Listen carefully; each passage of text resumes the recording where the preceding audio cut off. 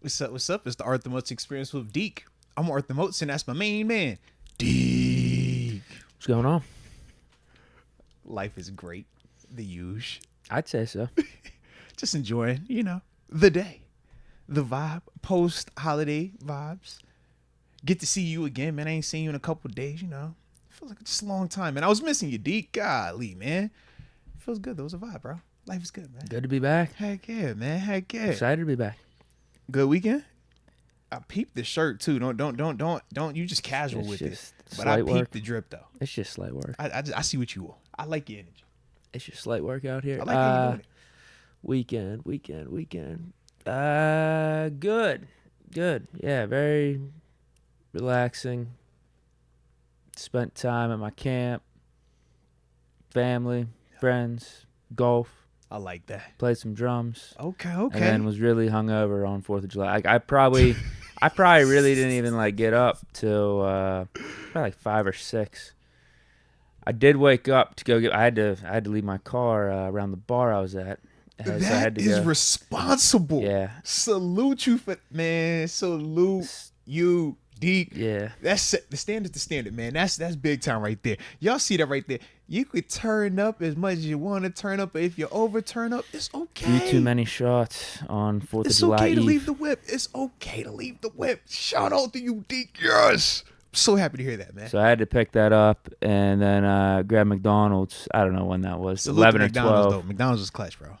Ate that, went right back to sleep. Probably woke up like 5 or 6. That was basically my 4th of July. And then watched some Pirates, actually. I am really enjoying watching this Pirates team. I'm watching them kind of consistently now. Because they're good. Like, they are a competitive bunch, and they're one of them teams that, shoot, they're just always going to compete to the end, man. I remember, what was it? That was this weekend, I think it was, when they had the Grand walk-off. Slam. Yeah. Also last night, they were down going into the 9th inning. Yeah, I'm like, man, that's a group that they just believe. You know what I mean? They feel like they're in every single game. We joke about it in Pittsburgh and call it the Kutch effect, right? Him coming back, they just believe. Yeah. They think that they can get out of every game. And there's certain times where in the past, when he wasn't here, those were the games where we'd be like, yo, they're going to find a way to lose it or it's just already over. But I do, man. I agree with you, man. Like, it's crazy, especially for it to be this stage of the season, too. Like, we're usually past we're still competitive. We're still good. We're still in the conversation phase. Usually we're to the all right, it's football time. But right here, man, the Pirates are low-key. They putting on, bro. Yeah, it's one of those weird things because you look at the NL Central, the Reds and the Brewers are getting a little bit of, I guess, like a jump on us right now. I think we're like 5.5 or 6 games back. 40-45, I think our record is. Yes. So, I think the hopes for winning the division, I mean, it's a long shot, but I think Zix Shazier says it best. Yeah, the Pirates are looking entertaining. They're an entertaining team. Yes, and that's all you need. I would stay in it, stay in the mix here for the season. Yeah, maybe things get interesting, you get a wild card or something, but stay competitive, show some promise, maybe get to at least 500.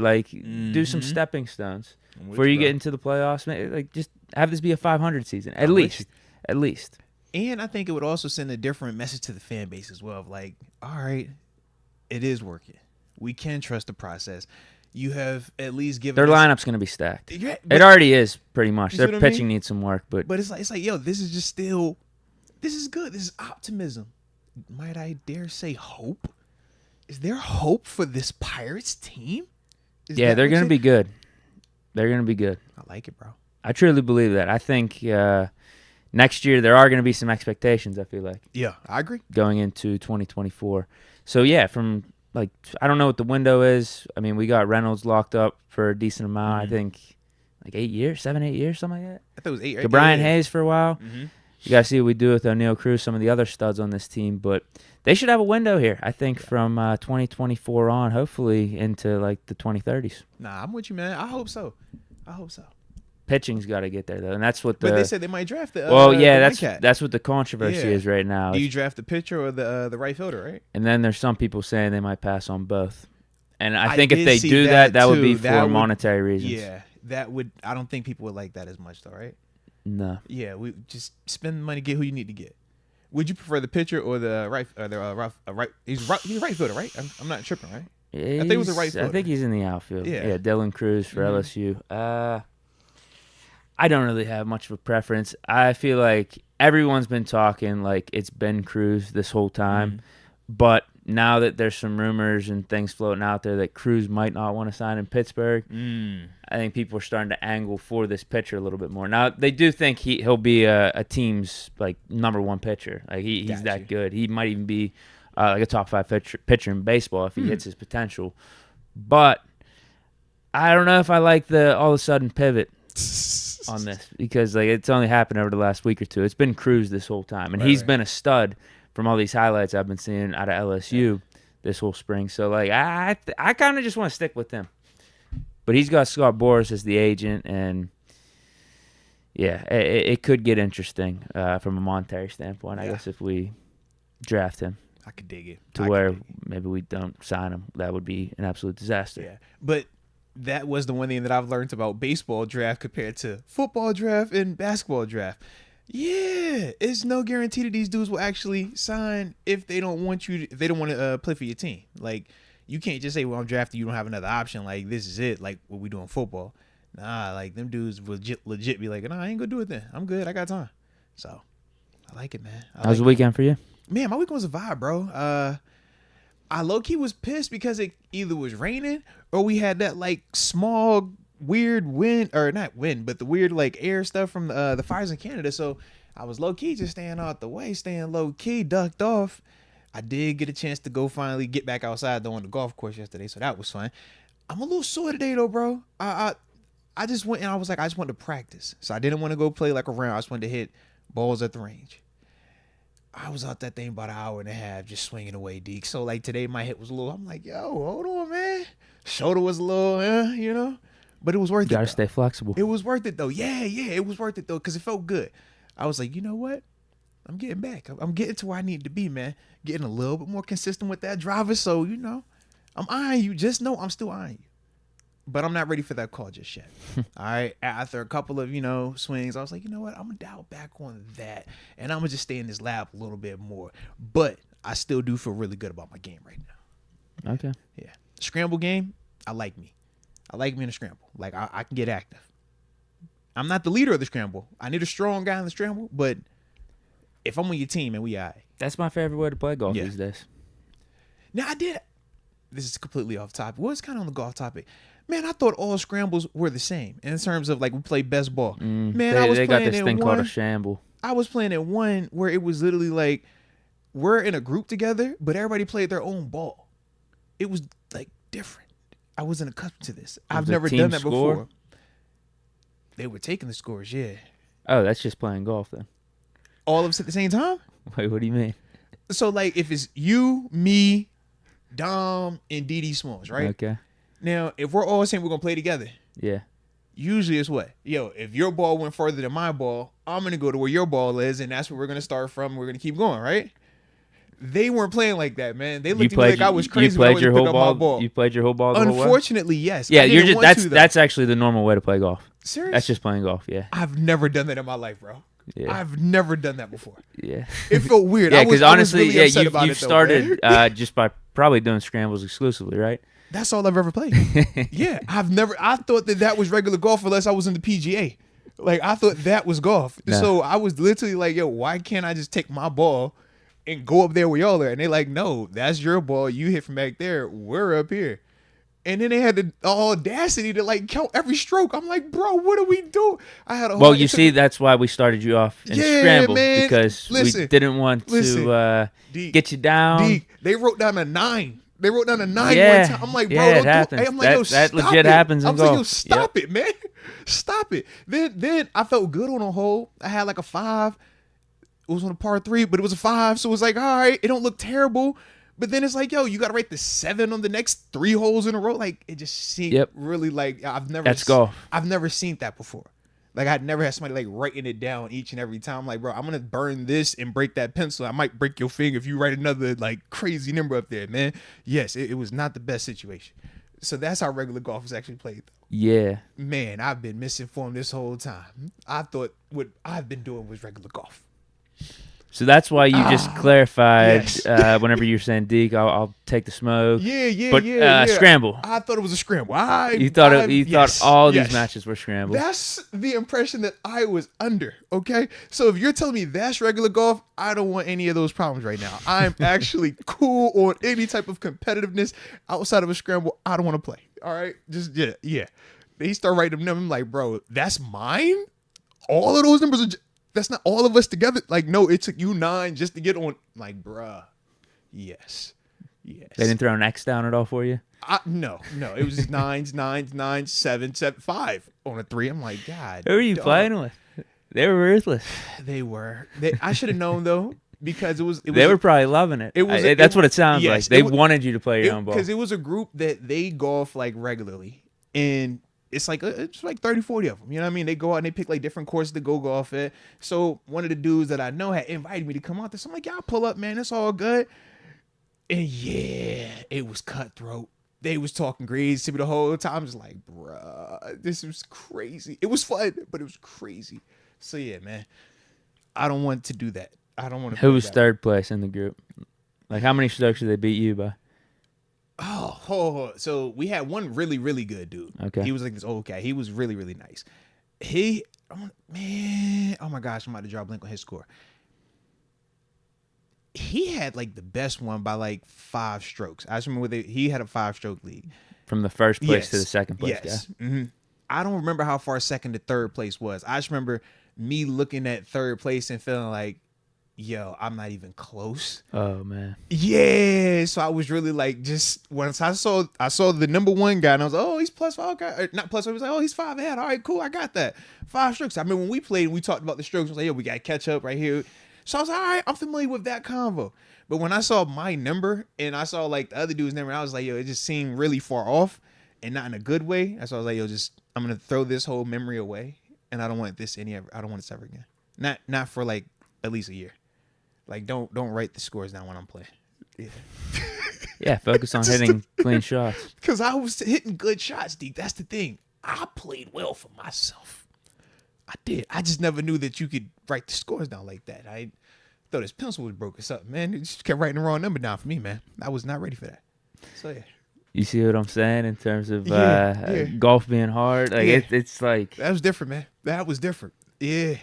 That was all on me. You thought you were playing good. I did. I was like, man, I'm killing it. I was taking a selfie and everything. Like, bro, I'm balling today. Yes. You wrote that. I was like, whoa. What's that number for, man? I hit good. Yes, bro. I didn't realize like every time I would hit it good off the driver, and I'm like, oh, all right. I don't know where my ball went, but it was a good swing. I'm gonna just go take it over here. Oh no, there was an extra stroke for that. Yep. No clue. Penalty stroke. No clue. Yeah. So even when I thought I hit it good, and I was just, oh man, I ain't looking. You got to keep ball. it in play. Yeah, and it made sense now why they actually would go into these areas to look for their ball. Because typically for me, I don't. If it's I'm just like, bro, I'm gonna drop over here. I'm all right, man. Don't worry about it. Yeah. It was all right, cool. Bye. Yes, bro. Yes. So I learned, man. I learned some lessons out there. These guys sound pretty cool-hearted. They weren't playing around, man. They was laughing away the whole time. It sounds like they were taking pleasure in adding the strokes, great the penalties. hospitality. It was, oh, you want a cigar? Oh, yeah, man. Don't worry. Oh, yeah, it's all love. Da-da-da. Oh, you want to try? Yeah, drop. Bop. I was like, I'm going to go above the poison ivy. I'm going to go try to find my ball and hit it from over there next time. Yeah, so I learned my lesson, though. I don't want to play with scores. Hey. Unless it's a scramble. Hey, you're getting there, though. Yeah. This was the next step, I feel like. It was humbling. It was really humbling, though. Because I thought I was playing with Deke. I was proud of myself, Deke. I even texted the little golf coach I would work with. I'm like, yo, I was getting after it. Till I seen that. I was like, oh, no. Disregard that text. Can I unsend this? Like, yeah, man. Yeah. Well, glad to hear your fourth was good. Yeah. So other than that, man, life is good over here, man. Yeah. It's counting down the days now, man. It's almost trip time, you know. Time to unplug, unwind, you know. Absolutely. So yeah, man. Absolutely. It'll be a good vibe. It'll be a good vibe. Then after that, man, season be here and we'll be on this grizzon. For real. So yeah, man. That being the case, man, try and get this thing going because we do actually got a good amount of topics we can get into today. Yep. At least try to. Yeah, Vinny. Oh man. Uh-oh. Vinny. Uh-oh. Aguagan. Mm-hmm. does ask, are we actually getting PFF safety rankings? We actually are today, okay? That is the goal. I know that has been like the topic up here for like how many episodes now?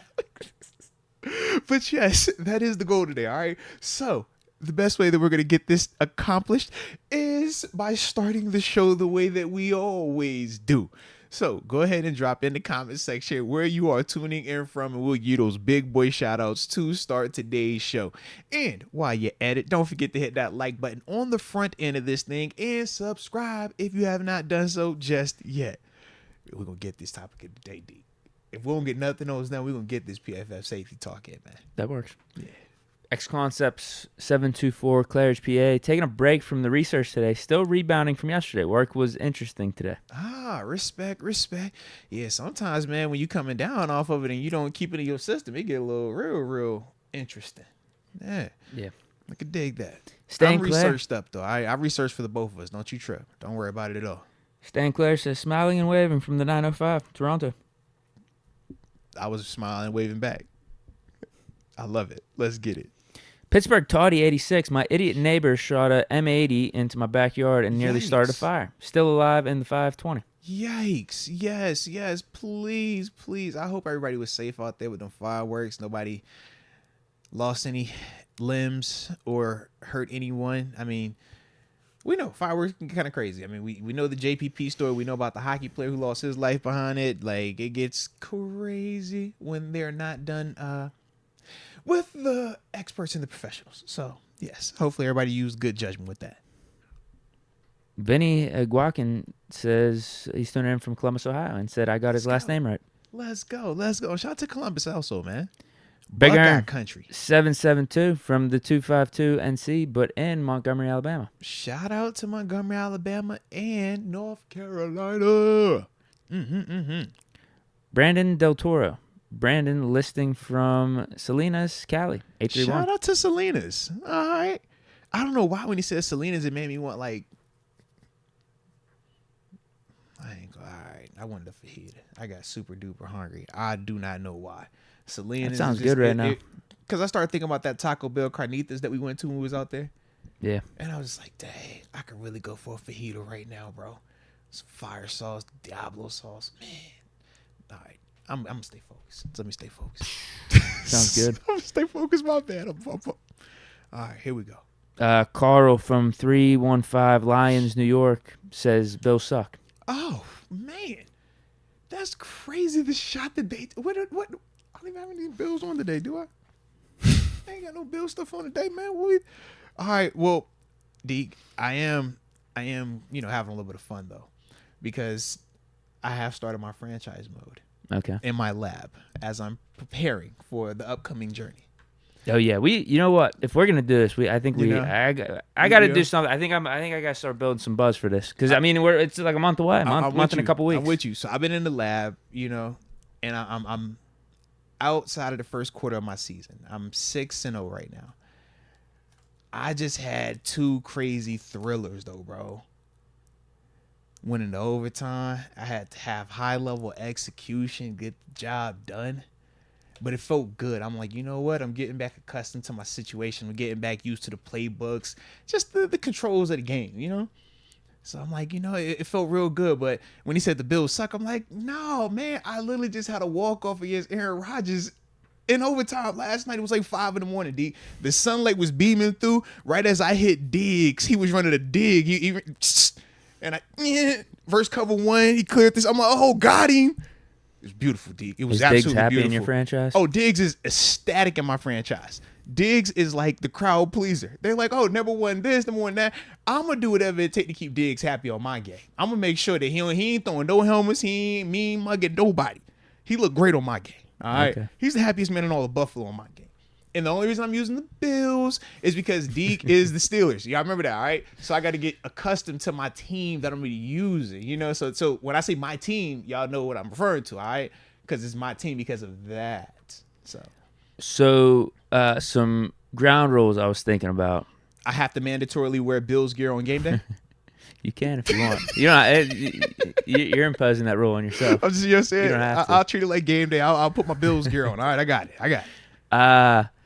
Do we give? I think this probably should be the case. I think you'd agree. We give first preference to everyone that was in the league last year. Yeah, I think that's appropriate. Outside of the team that was the Bills and the Jets, I already said we're giving them to you and also TG. yeah. But everyone else, they could still be in the league. They just got to pick a different team. Yeah, I'm with you. So anyone that was in the league, we'll give first priority. Get the league filled up with whoever was in, whoever wants to do it from last year. Right. So that might be right there, 15 or 20. I'm about to say, because you get grandfathered in. You know what I'm saying? It's a little legacy. Yeah, connection. No, 100%. And then we'll open it up after we get those people with the priority, and we know whether or not they want to be in or not. I like it. Open it up to, I guess, is it the YouTube gang here first?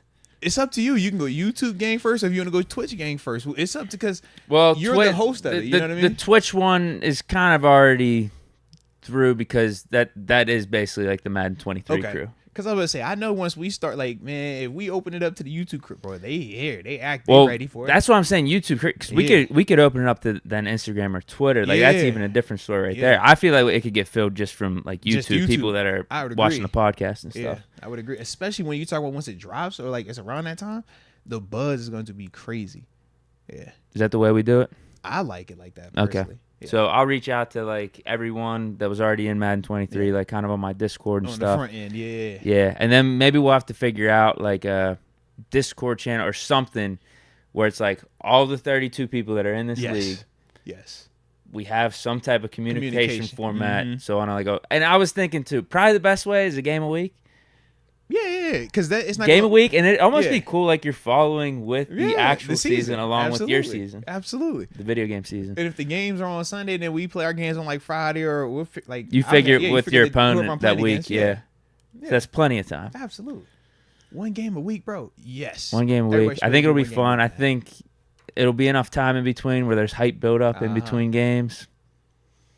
Especially for that Bills Jets. Chill. 2 games. Chill. Everybody know what time it is, man.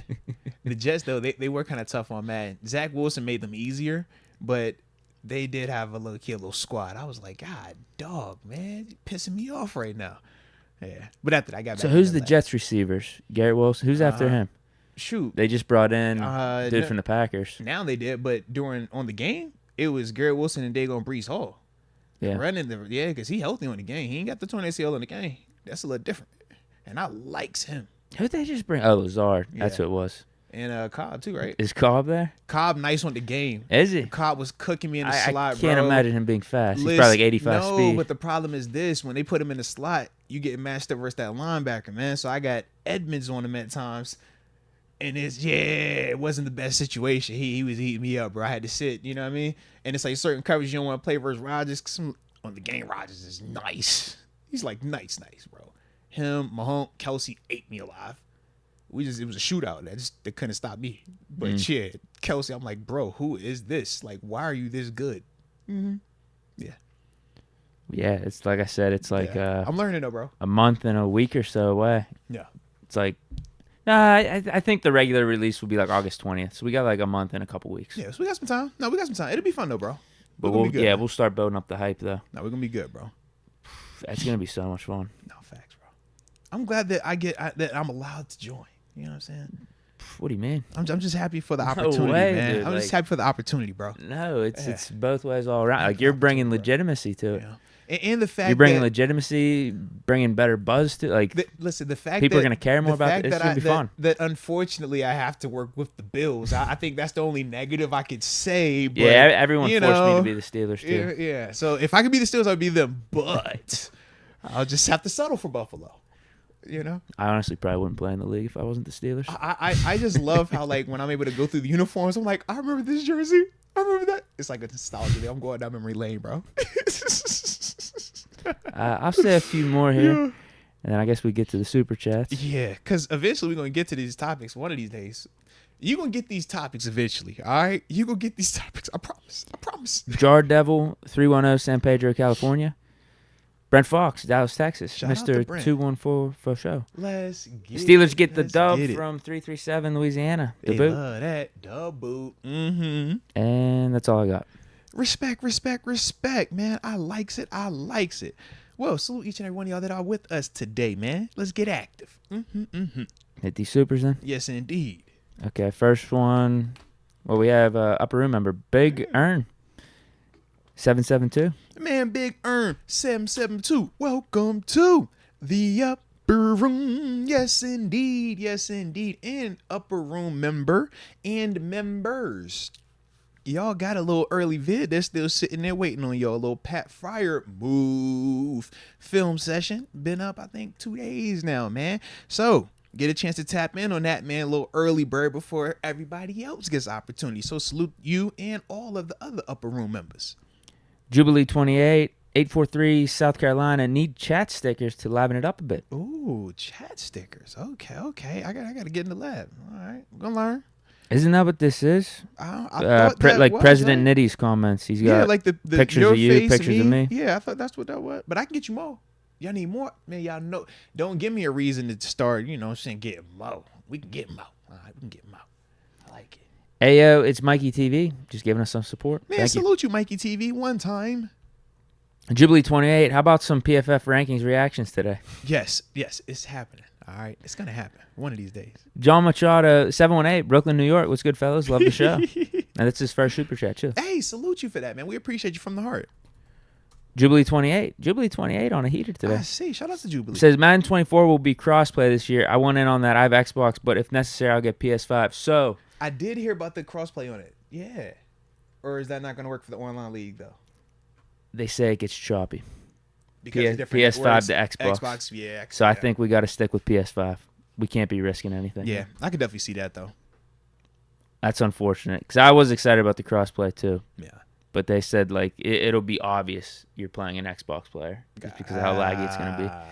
At least that's what people on Twitch told me that's happened with past games that have done crossplay. Why is that? Like with MLB's Xbox? done it. Is Xbox because Xbox Live you still got to pay for Xbox Gold. I think it's just crossplay. Them trying to do it in two different systems. Yeah. I think that's what it is. Gotcha. Fun 6000. With how the CB room is looking, will we be more in nickel and dime? We will if our not just down four, but our inside linebackers, if they're able to hold up, then we'll play a lot more nickel and dime. But the problem with that is you're just light in the box, so you got to have two stud linebackers. Buffalo, prime example. They ran a ton of dime and nickel the past 2 to 3 years with Matt Milano and Tremaine Edmonds. But you would watch them at times play the Chiefs, right? And the Chiefs have decided when they play the Bills that they're going to run at that. If those linebackers aren't able to stop the run, Cincinnati Bengals did it in the playoff game as well. When those linebackers in that D-line aren't able to effectively minimize that element of the game, it kills you because you're missing that extra defender in that box. So take it from them. I would not play it like predominantly, but it's still going to be a part of our makeup. But I just feel like for us, we got to make sure we're stopping that run because otherwise, like, they're not going to ever need to pass the ball versus you if you can't stop this running back from getting 3-4 yards of carry. And at times when you watch the Bills, when they struggle specifically on defense, it was versus teams that could run that ball versus that nickel front or that dime front because you're down a linebacker for that cover guy. Yeah, I'd like to think we're going to be good against stopping the run this year. Ogunjobi, Benton, right? Hayward, we should be. We definitely should. TJ Highsmith, and these linebackers. I know Holcomb and Roberts aren't world beaters, right. But they're still good players, though. Yeah, they're good I'm players. assuming most people are thinking it's an upgrade in that linebacker room from last year. It should be in terms of overall physicality, makeup, it absolutely and should stopping be. the run. Yeah, but I just think it's a different ask when you're telling those two dudes in nickel to stop the run versus when they're in base. Because number one, in base, how many guys are in front of them? You got 5 dudes, right? Your nickel or your nose tackle, your 2 DN, and your outside linebacker. So you're gonna numbers wise be good. I'm not asking you to beat a guy to make a play. I'm asking you to watch that running back, and that's your guy 1v1 essentially. If they got a tight end out there, okay, you as the inside linebackers versus that running back and that tight end. Coverage, that's kind of how we would do it. When you go to nickel, I lose a dude down here. So now 5 offensive linemen, 4 D linemen, catch my drill? We don't got that number. Now you got to be able to not just win, but you got to win and make a tackle. Are they an 11 personnel? Do they got a tight end that they might be motioning off like how we do Connor at times? And now you're sitting him. Now you got an extra blocker on top of that. It's just light because now you're asking that nickel to you got to be in here playing this run like a real like linebacker. Not all Corey nickels. Trice. Right. But not all nickels That's if can do that. If he could actually do something with that, he's got that physicality. Now, Absolutely. It's probably early for him because that's a lot. he's a 7th round pick. We already have Patrick Peterson, Levi Wallace, and I'm assuming JPJ is going to be getting first crack out of the young guys to be out there. But he's got a light frame to him. Yeah, like I said, you can work out of it, but those are just some of the we've talked about getting Casey down there. Yeah. Neil, no, I don't. Minka's another dude that's going to get some opportunities in there. Yeah, I don't want Neil matched up against the receiver, but Minka might do all right against the receiver. Mm-hmm. Not consistently, but for a couple plays or whatnot. Because you just got to get like the majority of the time you don't feel it. It's just going to be certain matchups where now we're feeling like we're exposed, and that's what I speak on. Those critical moments, because that's the difference between us just being an okay team versus being an elite team. It's all about those matchups, and when a team is able to identify this is their weakness and we can fully exploit it and there's nothing they can do about it, that's the situation we don't want to be in. But when we start talking about some of these personnel groupings and stuff like that, that's where it gets a little bit dicey, because a team can't identify that, and now you're kind of stuck with it. I don't know if you want to get into this right now. What's up, baby? This wasn't scheduled, but it kind of has to do with what we were just talking about. Man? What's up? Reuben Foster. What's up there, man? What's up? You getting buzzed? You see the Niners won it again. What? The Niners were interested in bringing him in. Really? Mm-hmm. Well, see, I don't know if this was just a blog making this up, but I did see Vince Williams that was hype real. about potentially bringing in Reuben Foster. But then I saw some other tweets saying like Steelers are interested in bringing in Reuben Foster. I haven't seen anyone confirm that. I saw the Steelers though. one. I ain't get that confirmed, but I did see Vince's tweet or whatever. What was he doing? Like an interview? I was like, he literally just tweeted out he's gonna come over and play for the other Pittsburgh team now. But to me, like, I can see the buzz, and it makes sense. I mean, we talked about it even when we were just following him in the USFL throughout their season and stuff. It makes sense because he still moves really well. He's still very athletic, and he was productive. He produced at a major level even down there in his like 8 games that he played. He was just unfortunately banged up again. Yeah, that's part of the issue. Is like in terms of when you're talking about bringing it in, now you're telling me you were already banged up playing in games, and we're about to ask you to come in here and do what? Bang in training camp and then playing even more games versus better competition, more physical players, just better in general. So those are some of the questions that you might have. But to me, I still think he's worth the flyer. Absolutely. I still think he's worth the flyer. Yeah, I'd take him as a flyer over any of these other guys because being a former first-round pick. And he's talented, and he's been playing right now too. Yeah, exactly. Yeah. The only reason he is still not in the league is because of his injuries, like things. But also, he had the legal stuff, but then he got cleared. Everything was clear, and that's the due process element of it. So this was his little tryout. He's still 29 years old. Obviously, he can still play. But this was the method that we tell you, right? It's like if you have been out the league for whatever reason it may be, trouble, injury, you retired, change your mind. If you want to get back, these are the leagues to go to because now we can definitively say Reuben can still play. There isn't speculation of if he's good enough. We watched him. We got tape. We saw him make plays in the pass game and the run game, flying around the ball. So, like I said, I like it. Okay. And I personally feel like he would fit a little bit better than Kwiatkowski. Yeah, no, not Kwiatkowski. The other cat that plays with him, Frank, the one TG brought up. That Tizino guy? Yeah. No, it was the guy who got the MVP was like Frank. It's like Ginda or something like that. Not with the Maulers. Correct. Different Not with the Maulers. Yeah. But the dude that he had brought up, I just felt like he was a little bit more of like the Cole Holcomb in the Atlanta, a little bit more of the physicality. I felt like Reuben could still move a little bit better in that vein. Well, that's what I was going to ask you because you actually watched some of these games, right? I did, yeah. Mm-hmm. So with Foster, I know he only played 8 games. He could have played in 10. So that's why his production might not be to its fullest potential. Yeah. And he's probably playing a little banged up too. Like I said, he had the big. We had that other linebacker on the Maulers, that Tizino dude, who I think almost had like 100 tackles, had a couple picks and whatnot. But then I actually watched some highlights, and it looks like Tizino is almost like the Mark Robinson, Landon Roberts, like stockier build. Whereas Foster, you could see like there's a reason he was a first-round pick. And then PFF, I know, take PFF grades with a grain of salt. But anyway, despite Tizino having the better production over Foster, they had Foster as hands down the best graded guy on defense for the Maulers. And it was by like 10 points. He was like a 90-something. Mm-hmm. So, I don't know. Does that check out at all to you, like to your eyes? So put it like this, man. I looked at it as both players were really talented. Both players were really productive. It was just a different style of what they were looking for. You know, like, I'm trying to think comparisons of like tandems like that. Almost like because I feel like any tandem we're going to name is going to be like elite guys. And I don't want to say like they're playing like that, but just Thomas Davis, Luke Kuechly, right? Both were dope. Both were productive as heck, but they were very different in terms of their styles. That's kind of how like I looked at them. So like, yes, Thomas Davis will have times where he was going to be crazy productive. You might be thinking that he's the nicest dude out there. But then Kuechly, like, man, Kuechly could do some things where you just know this one can't do that. And that's kind of how I looked at it. Like, both are nice. Pat Willis, Navarro Bowman, both nice, but one just a little bit different than the other one. When I looked at Ruben, that was kind of the vibe that I got. Like, yes, this other dude is killing it. Yes, this other dude is productive as heck. And yes, you can win with either one. I actually saw Tizino steal a pick from Foster. I'm serious. He like mossed him for a pick. It was going to be Foster. Yeah. But this is like, they're both good players.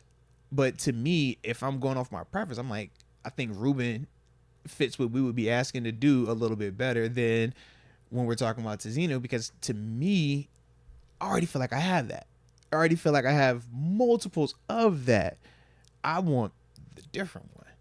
Yeah, because if he pans out, he'd be a big game changer. Absolutely. For that linebacker if I'm taking core. a risk on both of them, because if this one pans out, I already have this, so now I'd have 4 of the same type, and I'm still Ruben missing Foster. Yeah, I don't know how quick the timeline could be, but mid-season he could be that guy for us.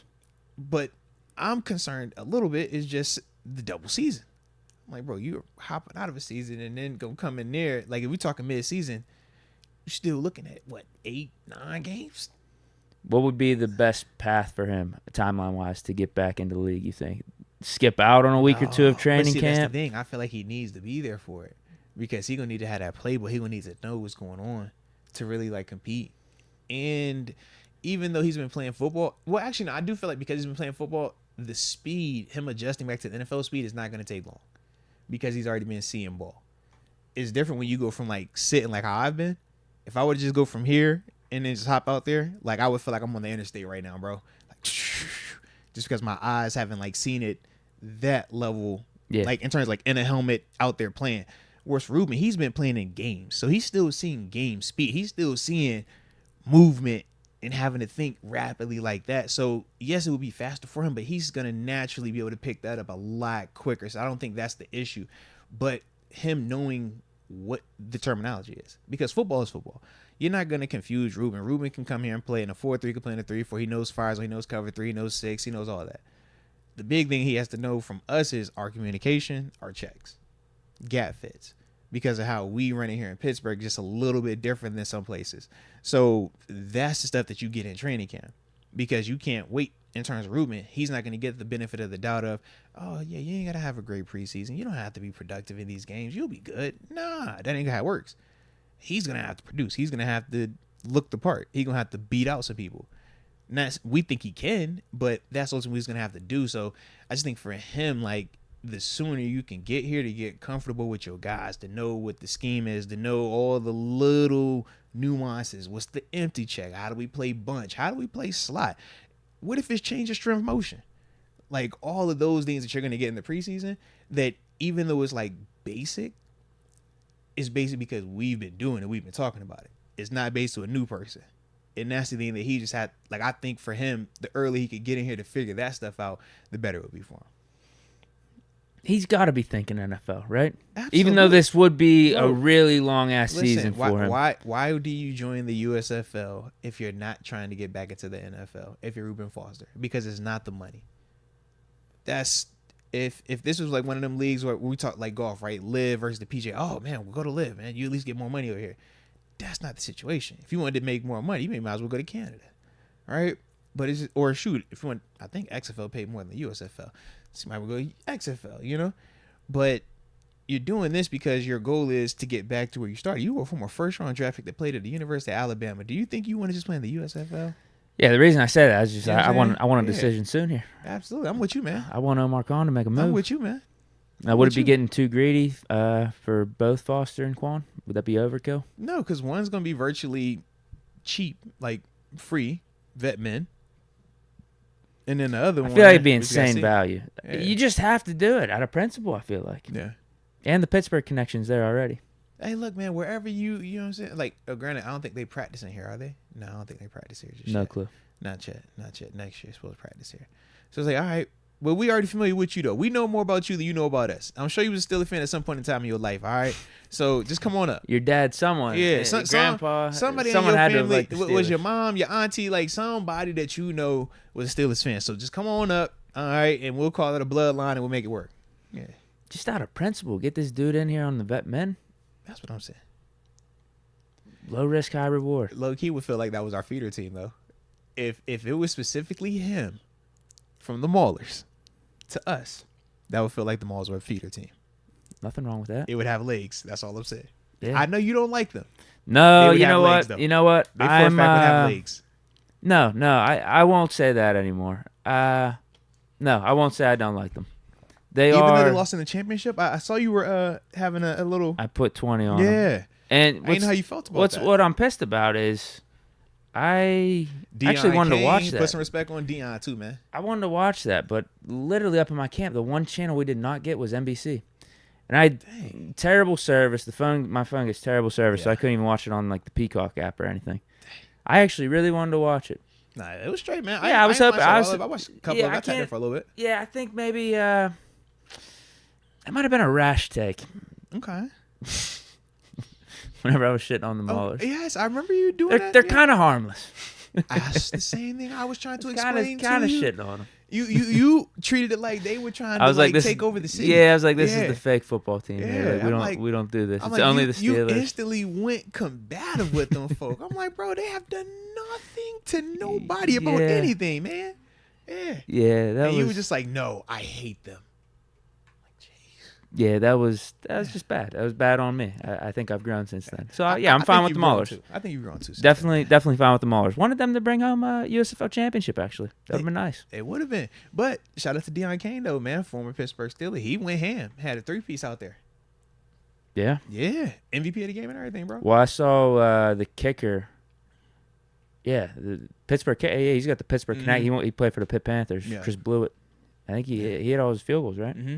He's the only points the Maulers Because scored. everybody always makes the joke about his last name. Did you watch the championship game? A little bit of it. I ain't watched like all of it, but a little bit.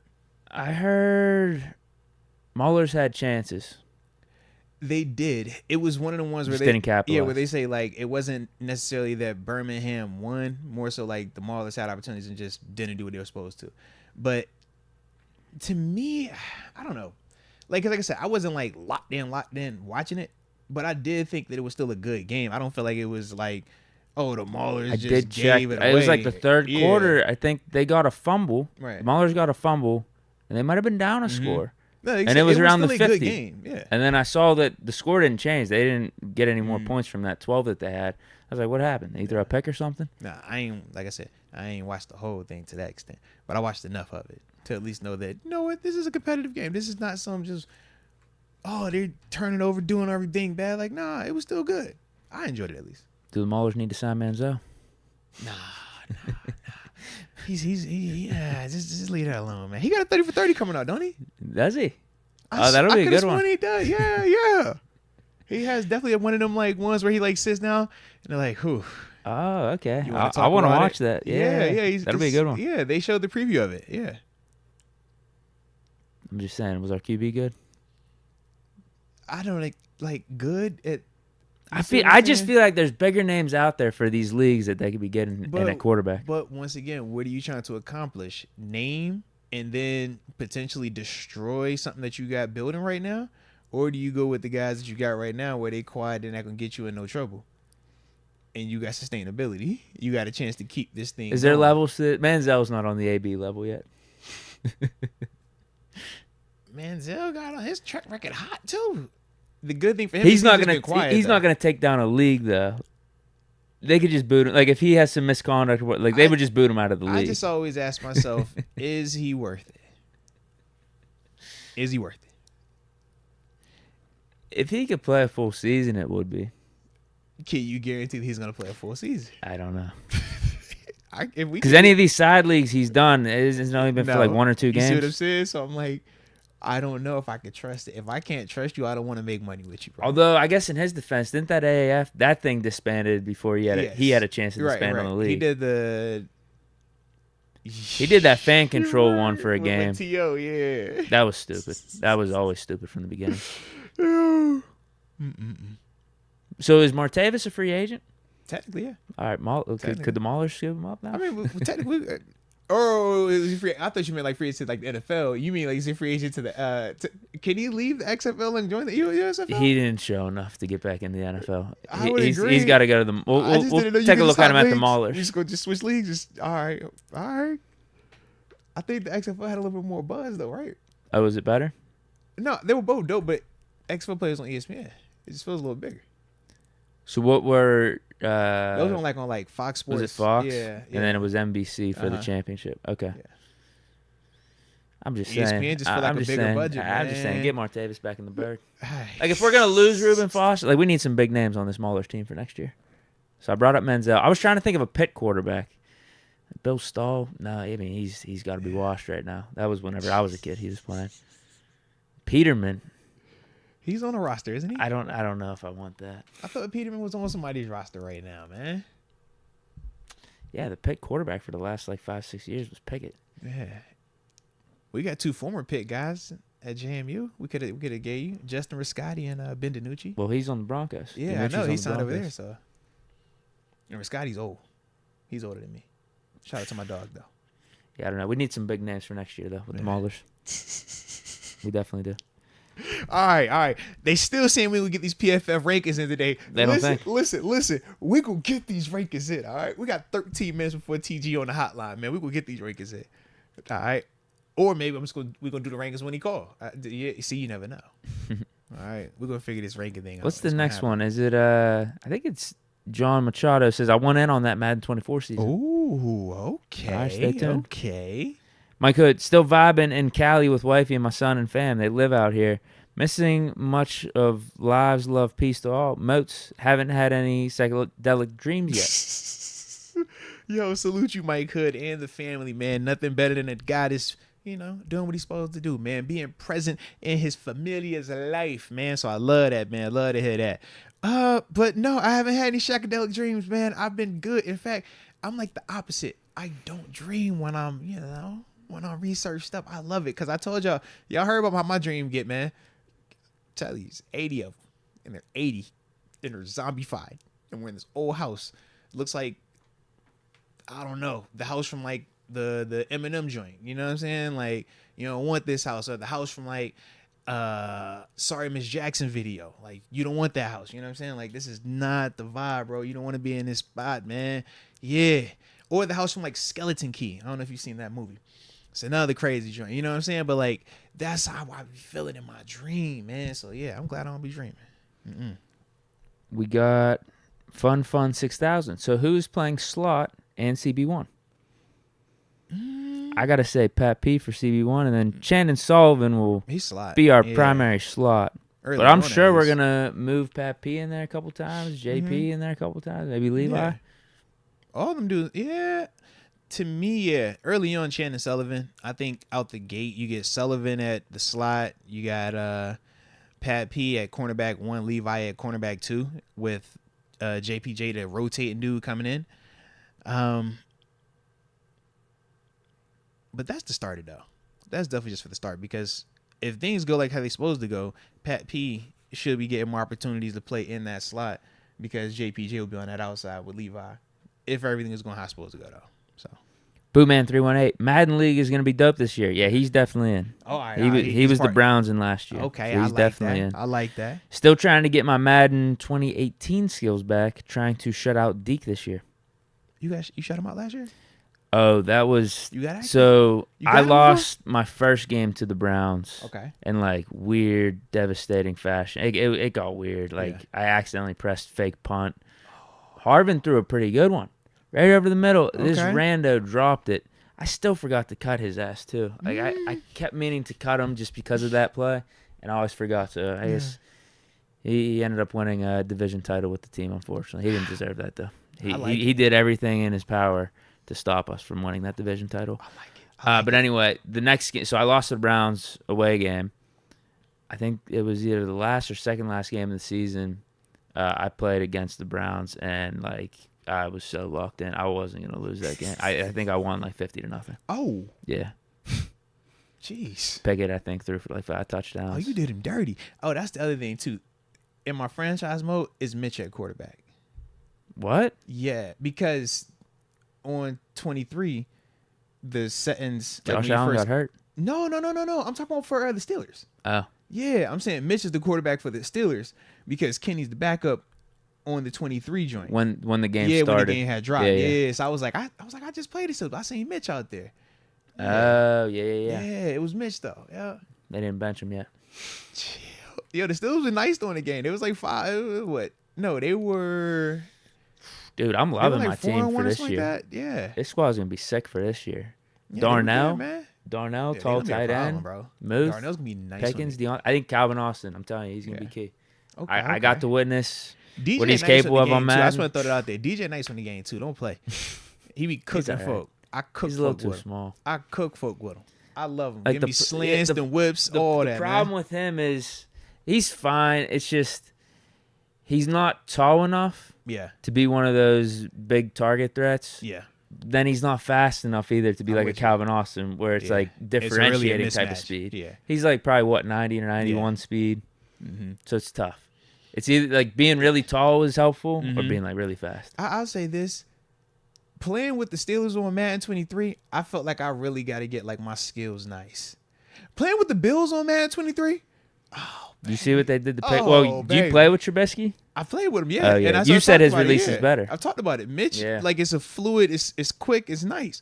Kenny is janky. I'm with you on the game at least. Yeah, it's rough. I was with you. It is. But Hopefully it they was change just, it. It was just funny to me though when I started playing with the Bills, going from throwing to Pickens and Deontay to throwing to Diggs on the game. It's just like a joke at times, bro.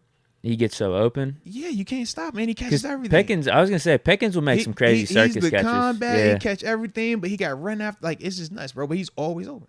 I love it. And Josh, the accuracy, the arm, it's beautiful, bro. They souped up his ratings. I love it. It's gonna be even better next year because he's the cover athlete. I can't wait. I can't wait. I'm loving it. Loving it. We need to see these Jets Bills games. I feel you got to stream these or something. These will be amazing.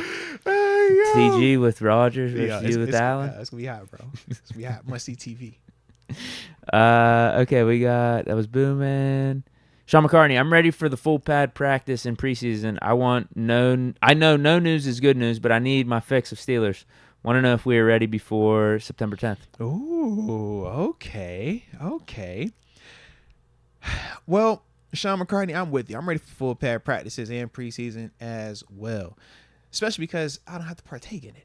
But I'm excited to watch it with you. All right. So no, it's gonna be a vibe though, man. We're gonna get a ton of information, and like me and Deke keep joking about and saying, it's like, dang, we really be tapped into preseason games now, man. Like it. I'm excited for It's like a legit vibe, man. So, nah, it's gonna be good though, man. Stuff gonna be good. Yeah, I'm telling you, growing up, we got Bennett quarterback.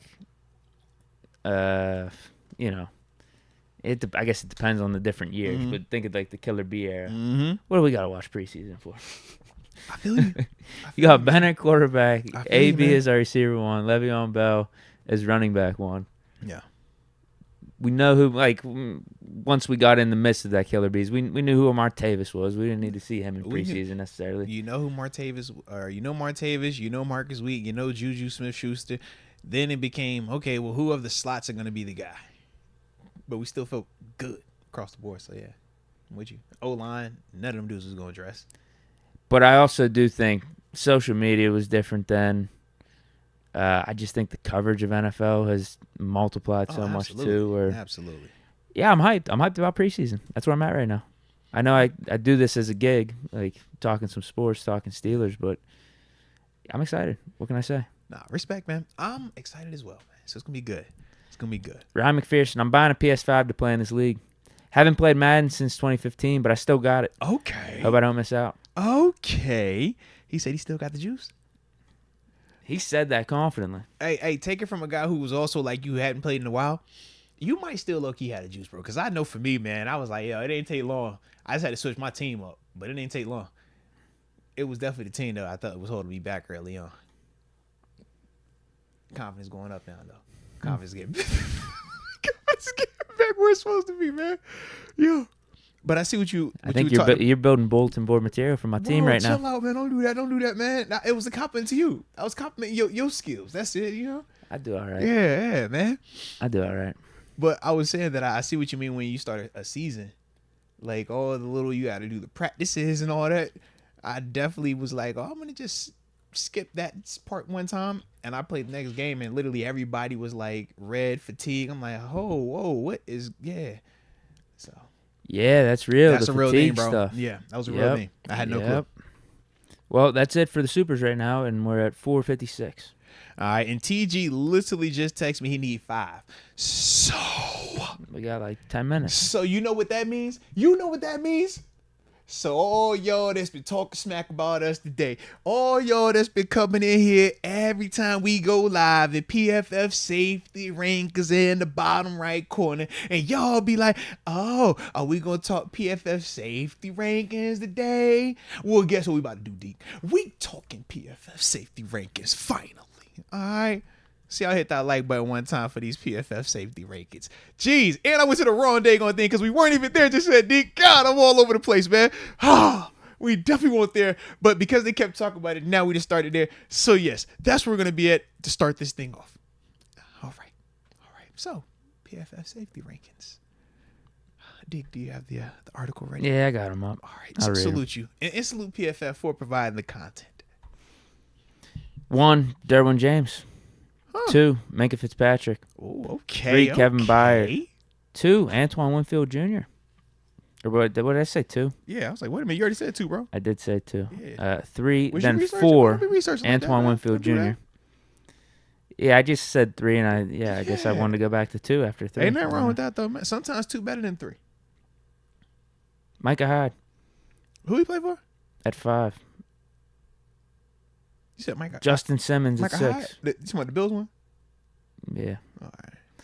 Tyrann Mathieu at 7. Shout out to Honey Badger. Jordan Poyer at 8. Talking about the Bills one? Yeah, that's what it says. Jesse Bates at 9. No longer in the AFC North.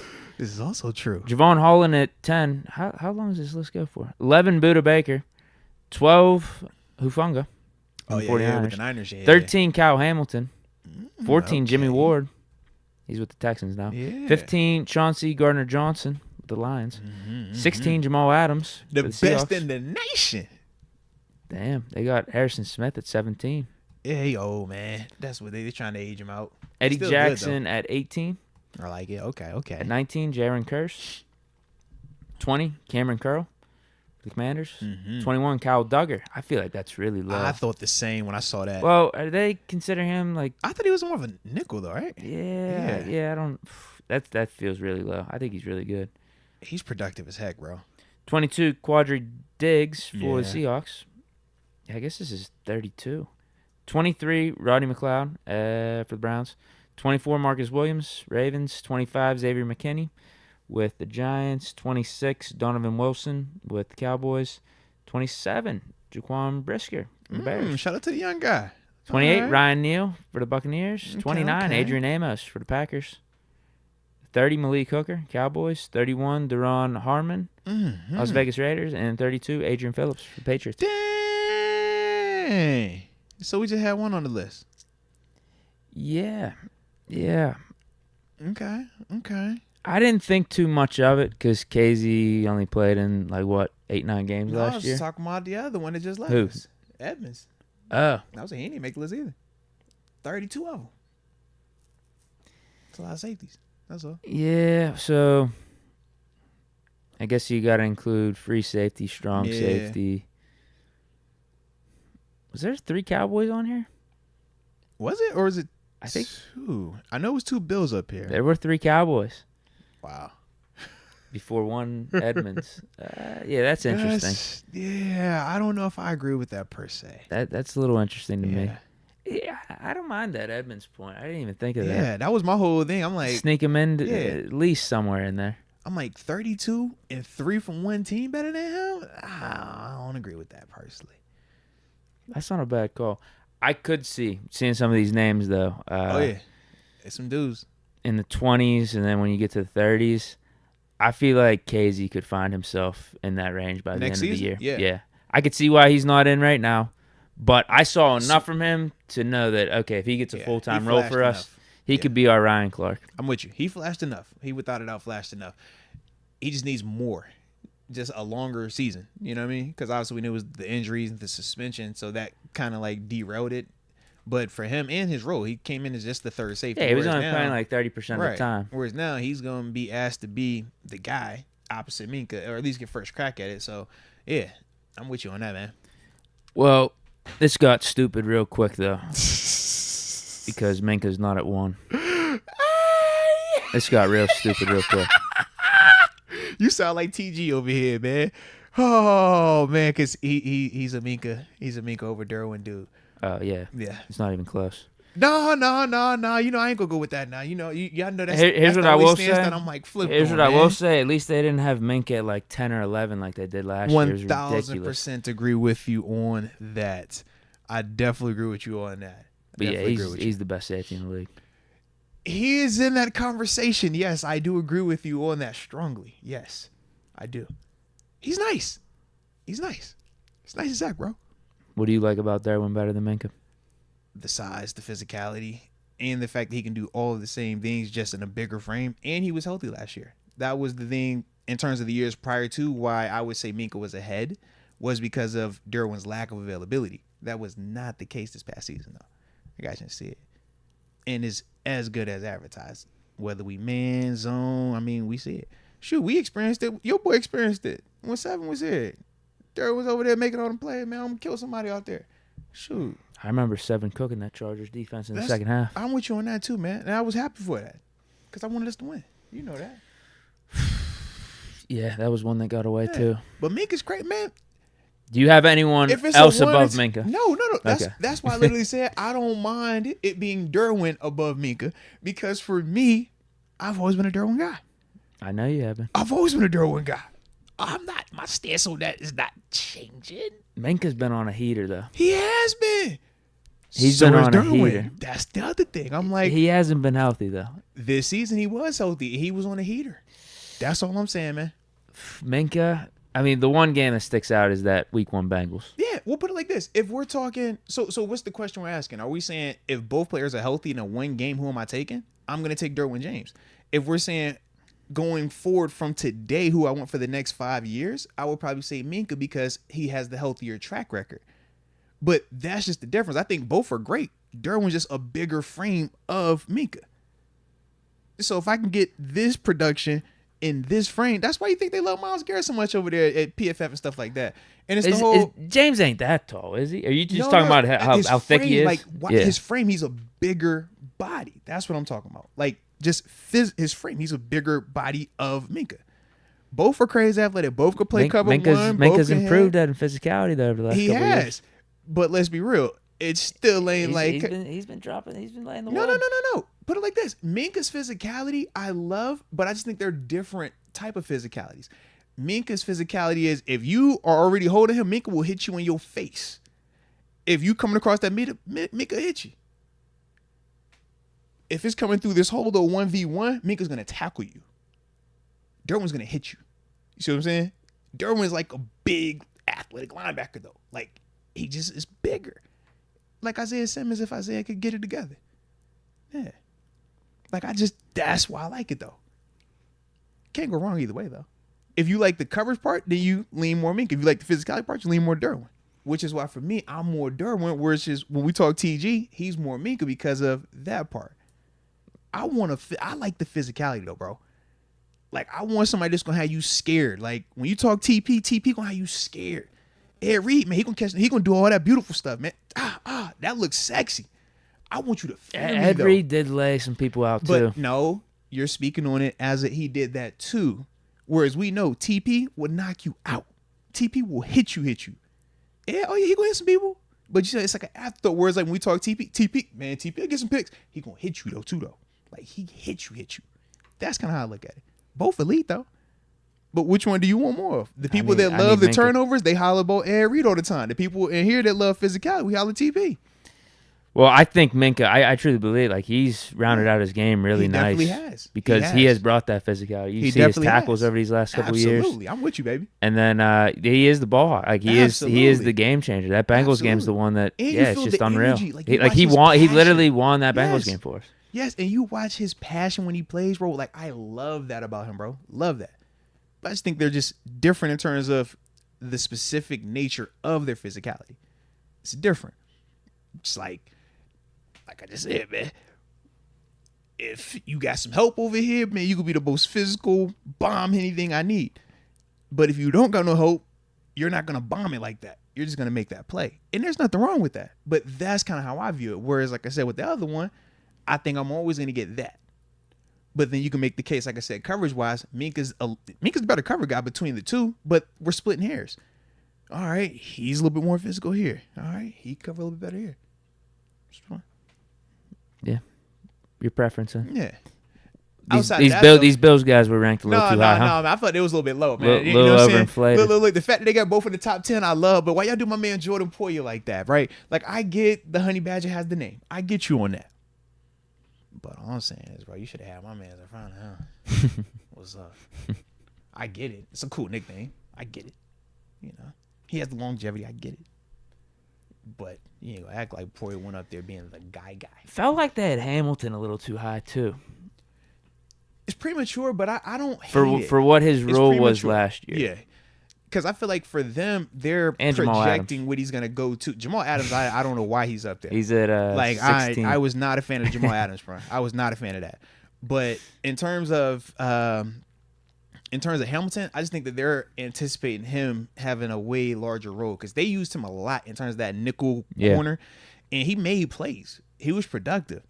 Move got at them a little bit, though. Shout out to the homie. But I just think for him, they're saying to themselves, like, yo, when he gets this opportunity this season to really be a guy on their defense, everything is kind of projecting to him taking that next step. Yeah. Which was why we liked him. Yeah, he was falling in that draft. That's why we liked him. We got pissed when the Ravens took him. Seriously, man, because we knew what that was. They're like, yo, if that keeps coming down here.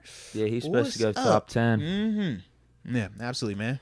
So 508 is TG. Oh, shoot. Yeah, we should be good, man. Let me text him back real quick. Anything else stick out to you about this? I just feel like Casey, he's a little slept on. To me, like I said, the Edmonds angle, not having him up there, I was not a fan of. I feel like Casey, he should be up here within a year. If he stays healthy, the way that he was playing, he should be up there. But yeah, I wasn't tripping at the top of that thing, and I wasn't a fan of Jamal Adams on the list. But TG is good to go, so you know what, man? We'll ask him a little bit as well, see his thoughts on this here convo. But he's definitely a Minkah dude, though, bro. That's what I like to hear. Hey, man, nothing wrong with that, bro. Like I said, I just always stand on what my stance was. When they came out, I wasn't hollering about Minkah when he was in Miami. I was Derwin James. Yeah. He's got hurt. You've been on Derwin James. Absolutely. I know that. I just didn't know after Minkah's last season, or just even him putting together these last 3-4 seasons. Because Minkah's fire. If that was going to sway you a little bit now. No, Minkah's fire. To me, it'll be no different if in 5 years, Najee's going crazy and Etienne is going crazy. And y'all like, well, which one do you want now? I'm still going to be on the Etienne a little bit just because, like, I like that player. Like, that game, I just specifically that player. And that's how Derwin is for me. It's just like specifically that one. Sure. Shit, let me... Got that thing going. I think so. Right. Here we go.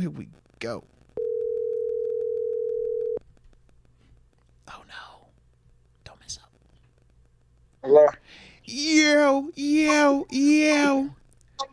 What is the word, man? What is the word? Ladies and gentlemen, boys and girls, children of all ages. We are joined by none other than Pittsburgh Steelers alum, West Virginia Mountaineer alum, almost heaven, almost heaven.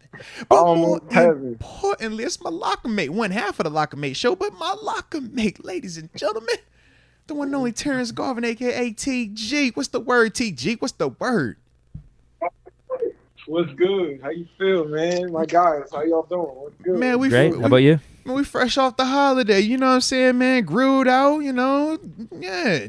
Was making sure we was good for the environment. You know what I'm saying? Yeah, it was a vibe. You still got all your fingers? You still got all your fingers? We good? Yeah. No fireworks accidents on my side. Deke, you still good on you? Everything I'm good. Yeah, I'm not a firework guy. You're not? No. Interesting. Okay. Yeah, I just don't. Yeah, I don't see the point. Okay. I'll watch them, but like even at that, like we've all seen fireworks. True. Not much different from year to year. True. I'll watch them if the vibes are right. Like everyone's just hanging out, chilling. But I'm not gonna say no. I'm not watching these fireworks. Let me go back in the house. All right. See, for me, man, I'm one of those. I'm definitely guys. not setting them off though. It's just not worth the risk. I don't know. I am anti setting them off. That's not I one of don't my want to be things. around you if you're setting them off because of the whole JPP scenario. Like, get away from me if you're setting them off. Stay away.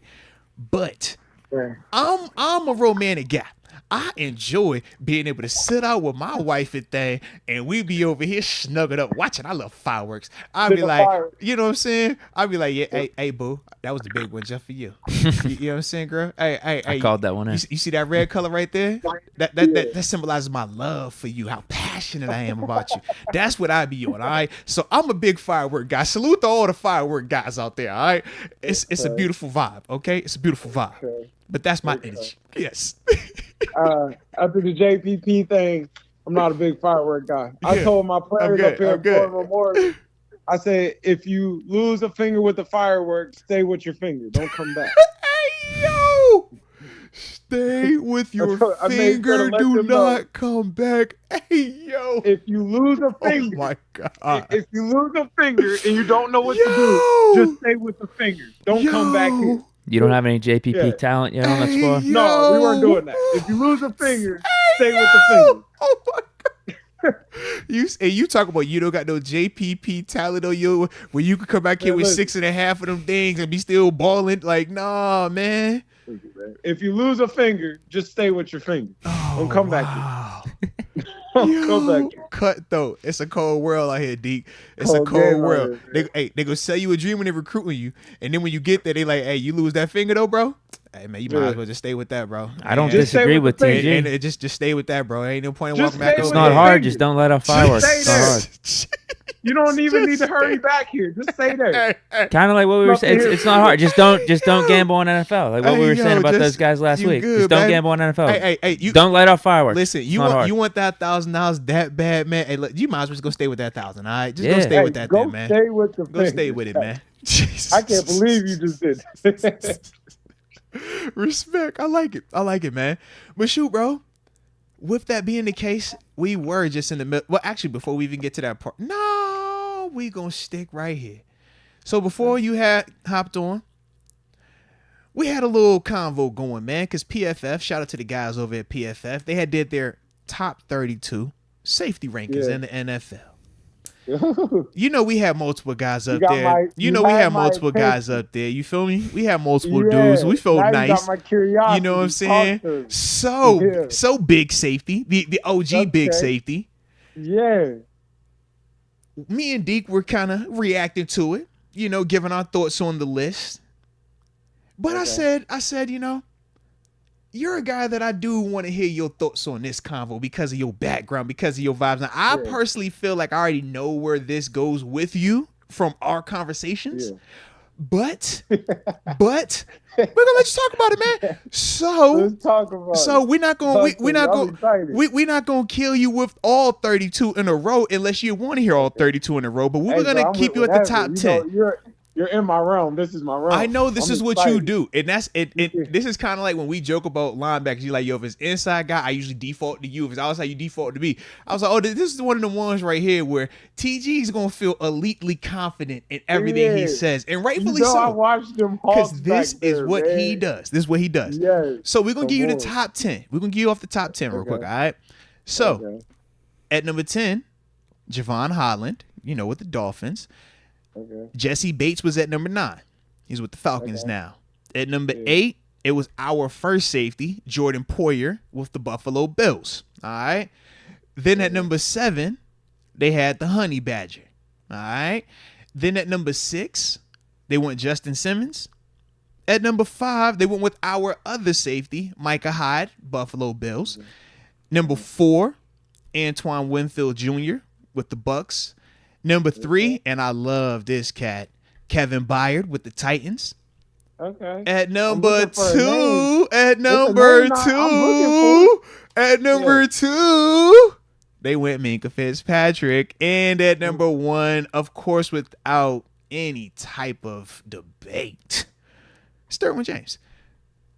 Yeah, you're crazy. I don't like that at all. I knew it. So talk to me, baby. Talk to me, man. Crazy. I don't like that at all. I knew it. Where's Buda Baker at? Oh my gosh. I think they got him at like Where's 12 or Buda something. Baker Buda's at? like Even bigger than that. Where's Diggs from Seattle? That's a hawk. They got him down. They got him in like the 20s. Crazy. I knew he was gonna lose it. I knew he was. You're crazy. If you don't put that on there. TG. Now remember, this isn't my list. This is PFF's list. All right, just remember you're directing it towards PFF, not towards me. Man, you see, he's at 22. Diggs at 22. He was ready to get active. I'm like, yo, TG, I'm on your team. Yeah. It's not me, I promise, let me tell you something. That boy in Seattle is a top 3-4 safety in his league. 6, Quandre Diggs. That's a game changer. That's a play. Diggs, we said in Detroit. No, Diggs nice, bro. Diggs nice. I'm with you on that. He's nice. Yeah, I'm with you on that. All the respect you can give him. Facts. He's a playmaker. He's a game changer. Yeah, they got him at 22 on this thing, man. Bro, I love Derwin James. Shout out my guy Michael Wilhoit. He was the coach of the Chargers last year, so I've seen a lot of personal game film on them. I like who Derwin is. Let me say this. Talk your talk, man. Talk your talk. Stop sugarcoating it. Talk your talk. This is why you up here, TG. This is why you up here, okay? Talk what you talk. You try to get tight with it. I see. Derwin's a great name. He is. And he's a playmaker. He is. Derwin don't always make the plays that he's supposed to make as the big fish name that he is. Okay. But he still is athletically, physically the specimen back there. Yeah. You with me? I'm with you on that. He is a specimen. I don't know why. Let's go. Talk. You better talk. Man. You better talk, man. You over here. Don't be over here second guess what you're saying now. You talking real greasy about the Derwin one. Let me hear it, man. What's the compare and the contrast? Like Derwin's number 1. I personally think Minkah's the best safety in football. Okay. Like that's bigger than Steeler Nation. That's everything. I think Minkah's the best safety in football. His ability to cover your slot, his ability to play middle field, center field, kind of Earl Thomas-y. But his ability to be that low hole player, kind of like he got that Eric Berry game in him. He's just That's I love Minkah's low game. key like, Eric Berry. That's a dope one too. I'm glad I forgot all about Eric Berry. Yeah, this little Come song on, I'm and a safety everything. guy, bro. Come on, man. We said Eric Berry. Yeah, he was one of the ones too. Okay, he's got that Eric Berry type game. I like Derwin, man. Personally, I'm an Adrian Amos fan. Like, people don't like him. I like Amos. They got him at like 30. 10. Yo, you said he would be in your 10? That's disrespectful. Like, he can run. He fills your hole. He plays the run. He plays the pass. He's with the Jets now. He's in a great organization. Oh, my. Time out. Do not call the Jets a great organization. We're not going to do that. Just because you're excited about Aaron Rodgers. Yeah, they got him at 29. That is not a great organization, man. Man, where's now they got the boy from the Niners at 12. Hufanga? That's crazy. Yeah, they got him at 12. Top 3, I don't know what I thought he was. I agree. If that's I not felt top like he 3, should be better than that is. because he's nice. He's nice, bro. He got what's his name out of there? He's top 20. He's nice, bro. Facts. If you know, you know. Facts. He got my man that went to Houston out of there, Facts. Jimmy Ward. Yeah. Yeah.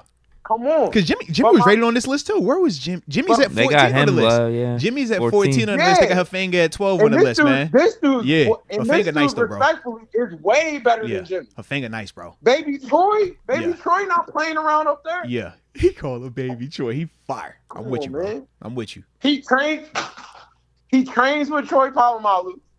He got the hair like Troy Polamalu. He's instinctual like Troy Polamalu. Troy's the only. He went to SC like Troy Polamalu. Just call him Troy. Come on, baby. Hey, that's the only one I've ever seen Troy besides Shamarko let come to the house. So yo, besides Shamarko, yeah, Shamarko was like his little like I thought it was his son for a little while. The way they had that connection, understudy. yeah, like he was like, I'm gonna learn everything. I'm gonna do everything like you, Troy. Like everything like you. Literally it did though, because you can't be like Troy when he practices. That's you can't do it, you Troy, can't bro. you can't do that. He could do that. You can't do that. Man, was you gonna make that play? I don't think you made that. Right, Troy could get away with that. Troy, we know Troy gonna make that. You gotta show us. Yep. So, yeah, he's definitely in the top 3. So then, what would your top 5 be then? Because you okay? Because you said Minka's at your 1, right? So my 1. What's your top 5 even look like? He's my 2. You ain't even talk Kevin Byard. Kevin Byard doesn't even get in this convo to you. Derwin's my 4, and Diggs is my 5. Where's Kevin Byard's a dog at 6? Oh, I was gonna say, where's Kevin Byard, bro? Because Kevin Byard is fire. The fact that you got Buddha is and then nice, I'll be real with you. God, what's my man name? Chauncey Carter. Yeah. You just went to the Lions. Yeah. He's a dog up there. But he's a dog, but he's a little bit more of the talk side. The height adds to his. Let's not act like he's. How's he hype? He had like 7 picks. He's nice. I'm with you. I'm not saying that he's not nice. He led the league in picks. But so you would, bro? You're telling me though that you would have Gardner Johnson over Micah Hyde and Jordan Poyer? I don't agree with that. No, I don't agree with that. I don't agree with that, bro. I do not agree with that, man. I don't agree with that. I feel like Gardner's he's louder, so that's why he might be more appealing. But I don't feel like he's better than them dudes.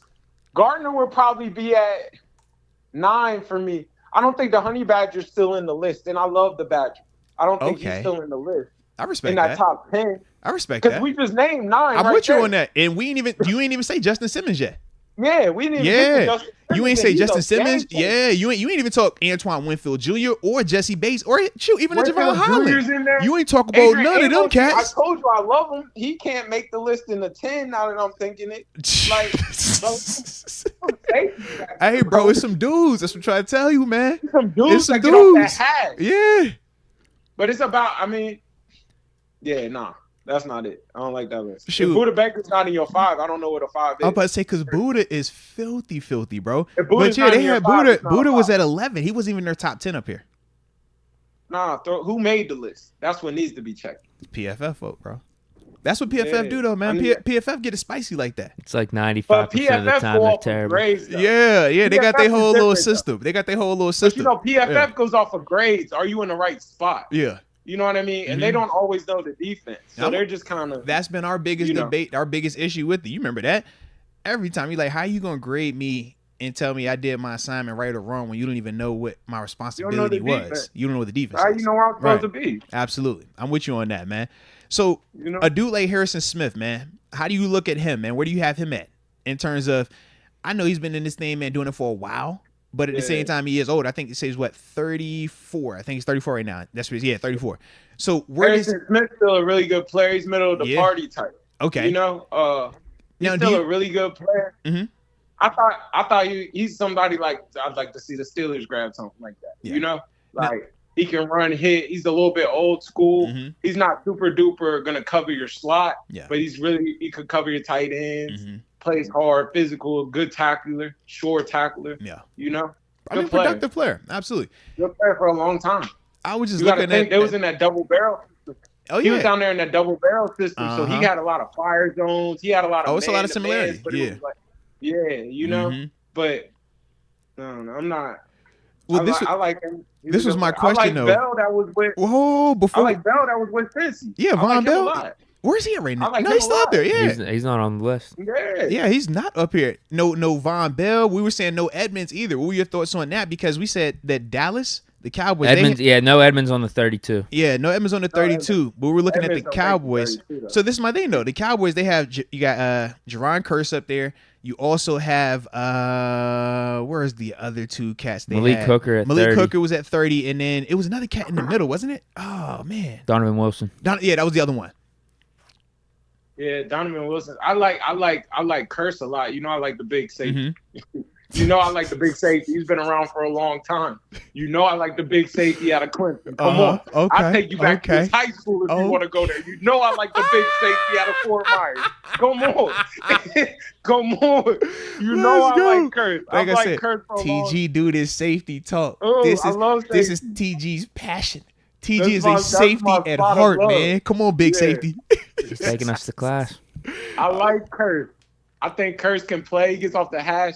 I think he'd be in a lot of situations where they ask him to cover like the tight ends. Yeah. You know, they run that defense. Malik Hooker kind of gets more of the slot, or he'll be the post safety. Mm-hmm. You feel me?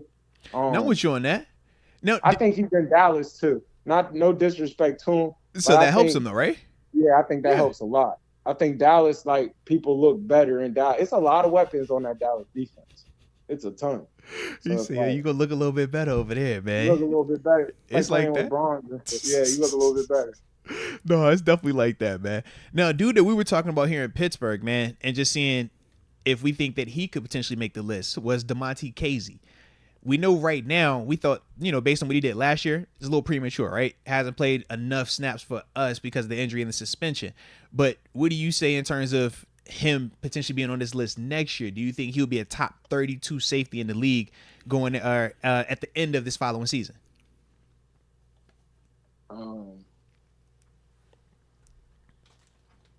That's tough. He might be a 32, 30-ish, 29, 28. I want to see him get healthy. He's got all the potential. Like, he's a guy. If you'd asked that about 3-4 years ago. I know. He was the dude. For sure. Atlanta version, yeah. Yeah. Mm-hmm. It's kind of like he's dealt with 2 Achilles, if I remember right. Yeah. Because he's no ACL. He was Achilles. He was Achilles back-to-back years, too. Which honestly, to all the people who know Achilles, that's kind of common. But it's tough. But that's kind of common. Yeah, but when it's you still hurt tough, one Achilles, you're gonna do the other one, right? It's tough to come back like that. Like, it's not so much your confidence, your explosion. Like, Achilles do play a part in it. You know what I mean? That's not like the modern day. Like, nah, because we said that the Achilles has become like what we used to view the ACL as in the past. Like the ACL in the past is like, bro, like that's tough to come back from. The ACL when I came up was like death. Yeah, like you didn't want that. Booby Miles is over. Yeah, Booby Miles, you really cried for that man. Yeah, whereas now we like, oh, you ACL, but that's a flesh one. You all right? Yeah, with the Achilles, you like, you'll be dang, all right. The Achilles, that's a tough one. Yeah. Yeah. So, I would love to see it. I don't think he's gonna be playing like that. I think he's gonna be in that dime spot though. You know? Okay. Because this is my thing. Because like when we look at our roster, right, and we say in our safety one, we know what Minka is, but then after that, it's the combination of what KZ, Keanu Neal, Norwood. Yeah. So I'm just saying, I think that is gonna rotate, ain't it? I'd be curious if he can be that. I would love it. Okay. You know. No, I respect that. He represents the big safety brotherhood. I love it. You know. I can dig it, man, and it will be dope to. And he's a ball hawk. I mean, anytime he was out there last year, he was making plays. So I think if he can be out there as like our main safety across Minka, I feel like it's just gonna happen. Man, I think the defense allows you because they play a lot of one high, one robber. So it's like one safety's in the post, one safety's a low safety. We want something over that ball. You know that. Yeah. Watching them eyes. You know. It takes away a lot of the job, though. You know what I mean? You got the A gap. You are the free player. Yeah. You got the eyes. You don't have a man and man. Yeah. You're not manned up. You doing the fun stuff. You trying to catch something. You can see a lot. Minka probably has about 6 interceptions from that low hole play. Bro, when he had the pick 6 versus Baker, was that 2 years ago? That was just literally that. Like low hole. Yo, he's the low hole. He's just jumping stuff. Yeah, he's just jumping stuff. High 7 in zone. Yes. That's a low hole. That's day one. That's absolutely. But that's drill work. Yeah. Like that's just read the eyes. Go do what you're supposed to do. Like you said, read the eyes, break on the ball. Front hand come off, go break. Bro, for guys that know, for the family, it gives a layup more than that. That's a layup. Hey, no, that's the truth, bro. That's pat and go. That's we You've been looking at this way too long. I'm going to get this. Yeah. Come on now. Come on. You know. No, I'm with you on that. 1,000%. Definitely with you on that, man. All right, so that's interesting though with the safety convo though, man. I do like that. So, but Minka is definitely your one though. Minka's my one. Okay. Minka's my one. And you had Derwin as your 5. Why's that? Boy, I don't know how I felt about you with that one. I don't like that all the way. But that's a big safety. I love Derwin. No, you can't love Derwin talking as a 5. I don't agree with that, man. I don't agree with that. Check this out. I don't agree with it. Check this out. I don't agree with it. I just want to let you know, I do not agree with it. Just let you know. Once again, I do not agree with you putting Derwin James at 5. I don't agree with it. Yes. Derwin's at 5. No, he's not. In this league right now? He's not. He's not above you. He's a guy. He's the guy. He's the guy. He's the guy. Buddha, Link is the guy. Buddha is the guy. Wait, what just happened? You want a Buddha on your team. It's nothing like a Buddha on your team. That changes your team. Wait, what just happened? Buddha? Why are we doing this, man? Why we doing this, you man? Don't like Buddha? Why we doing it? No, I like Buddha. Come on, you know I'm a Buddha guy. Shout out to Buddha. And I love the fact that he plays. Like, his effort is insane. Everybody talk about that DK Metcalf play, man. We chased him down, bumped that, man. I was loving the time when we played him out there, Steelers AZ. I feel like it was Deontay. Deontay had to play reverse field. He should be scoring. And literally, Buddha then played the screen on the front end, then pulled that up, and then the reverse field and took it 20 yards down, and then knocked them out at the 1. I'm like, bro, this type of effort, this type of playmaking and production, that's crazy. And he ain't even big. He a little dude. Bro, I think it was the Titans. Buddha was playing the weak hook. Yeah. They ran 3-by-1 to the strong hook, ran a wheel route. He seen his man mess up. I've never seen nothing like this. Yeah. And ran all the way to the 1 yard line. Seriously, bro. And ended up breaking up the wheel. I don't know how bro. I was like, I remember saying that was the most amazing thing I've ever seen in my life. Like to have him be that talented but play that hard. Troy jumping over the line. That's like Troy jumping over. That's equivalent to that. Like that was the most. You don't see that typically, man. Like dudes that talented that play that hard. He played like he an undrafted free agent, bro. Like you're like, you don't have to chase that down. We would have all understood. Like you were good on the front end, and it's just insane effort every single time. No, so I'm a big Buddha fan. I just like Derwin better. That's just my thing, man. But I like big. I like the size though, bro. He doesn't want to be giving this effort anymore for that shitty team. How you gonna say you? But you say you love big safeties, but you keep naming little guys. You tell me, I love big safety. You like little guys. I like big. I ain't gonna lie, bro. Derwin James is a big safety. That's a real big safety. We're in 2023. We're in the world where that safety is. You got to be an athlete. Corner. It is. That's a cover guy. Come start us down in the hole. Come stick it one time. But come start us down. But cover this slot. Cover this number 1. Cover this whole center field. Break from the center field. You know, it's hard to get a guy from break from center field. Now I'm with you on that. Like the dudes that you named that I hear you're more higher, and this is low key what I said too before you called. I was like, you're high on the true like DB athlete guy. Whereas for me, I like that bigger body, physical that can hurt you when he hits you. Like I love that part. And I'm like with Derwin, I get that, but I still get my athleticism with it. And that's the reason why I love him so much. I'm like, man, the production, the playmaking ability with the freak frame size, to me, I like that, man. Watch this. I like once they move Pat P to safety. I like who he's gonna be. I love once they put him at safety. You know it's gonna be. When they put it, gonna be Charles Woodson. That's the Woodson move. You already see it. You already gonna see that. That's that extend his career. Like Woodson played till he's almost damn 40. Seriously, he played another like 7-8 years. You made the case of which one did you like more? Cornerback Woodson or safety Woodson? I'm with you, bro. He might be a better safety. Low key, I swear I was thinking that. I swear I was thinking that, bro. He's gonna be nice. The big thing is you gotta tackle. That's the only thing that you find out of if you want to do that on the safety level compared to the corner level. But he's a chop guy. He'll chop you down. But you know, chopping it and tackling at the safety spot, get a little dice. I think he's gonna be a real good safety. Like, as long as he can tackle, it works. Because Woodson can tackle. Yeah. If you can't tackle, though, it can hurt you. Watch it. You gonna see that happen. Yeah. He's gonna be a real good safety. Remember, I told you. I think when Jalen goes to safety, he's gonna be a real good safety. Fire safety. Yeah. He's gonna be a fire safety. Jalen gonna be fire. But to me, I think Jalen tackle a little bit better though. I think Jalen will hit you. Yeah. Jalen ain't scared of that. Jalen will hit you low key. Yeah. I like Jalen. Yeah. I like Jalen. I'm about to say like I rocks with Jalen. Like Pat Peter, like that's the future Hall of Fame. Salute Pat Peter. I'm like, yo, Jalen will hit you, bro. Like, yeah. Jalen will hit you. I'm with you. Okay. All right. So, this is also something we was talking about too, man, before we hopped on with you, man. But we did just get finished up with that USFL season, championship game and everything like that. Shout out to them Birmingham Stallions. And shout out to Deion Kane, former Pittsburgh Steeler, getting named MVP of the championship game. But man, can I say something? Man, get it off your chest. See, this is why I like you don't even let me just get where I was gonna go. Teacher's like, no, bump that, man. I got something I gotta say. So you know what? Because it's TG. This is TG. TG, what you gotta say, man? So last time I was on the show, I was talking about Deke investments, you know? And Deke investments, I heard this whole I don't go against Pittsburgh theory and all that. And I tuned in to Deke investments. And you know, it's a lot of good picks in there. But I think you gotta think. Tamo. You hear the setup. It's a lot of good pickups in there. It's kind of like when you say, with all due respect, or you give the compliment on the front end. I see that. Did I tell you how nice you look today? Wait for it. All right, continue.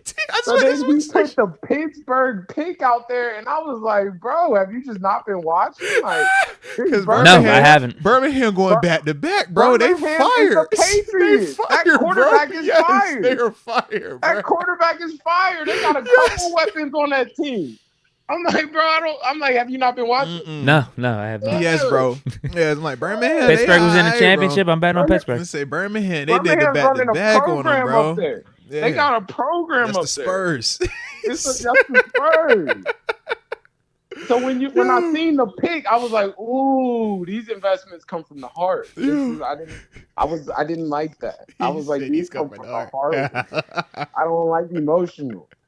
I don't like emotional decisions. I thought that was emotional. No, wait for the next one. I got some savvy picks for you. Oh, man. Wait for the next one. Yeah.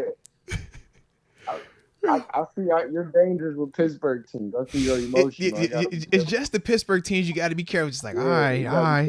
You take them. You take his pick with Pittsburgh specific teams, especially Steelers, and you just got to double check. You just be like, all right, do I really like this one all the way? Don't worry. Maybe I don't like. Yeah, but any of the other stuff, any of the other games, rock with them. Any of the other stuff, rock with them. But if it's that specific, be careful. I seen the emotion. I seen you pick them, and I kind of was like, ooh. That's tough. And I wanted to believe in that defense, you know. It seemed like it was a close game. Unfortunately, I didn't get to see it. But it was like a one-score game still in like the third quarter, right? It was a good game. It was a good game. They killed them. They just finished the game. Yeah. You know what I mean? They just finished. Executed better, man. Team that they know how to finish. That's a good team. That defense balled all year, though. Well, let me say worst to first. Shout out to Pittsburgh. You know, they played good. I thought the linebackers played well, you know, but no, that Birmingham's that's a dynasty up there, bro. Well, you brought up the linebackers. I think that's what you were gonna ask, right? That definitely was, but Reuben Foster to the Steelers. He's getting buzz. What are we thinking?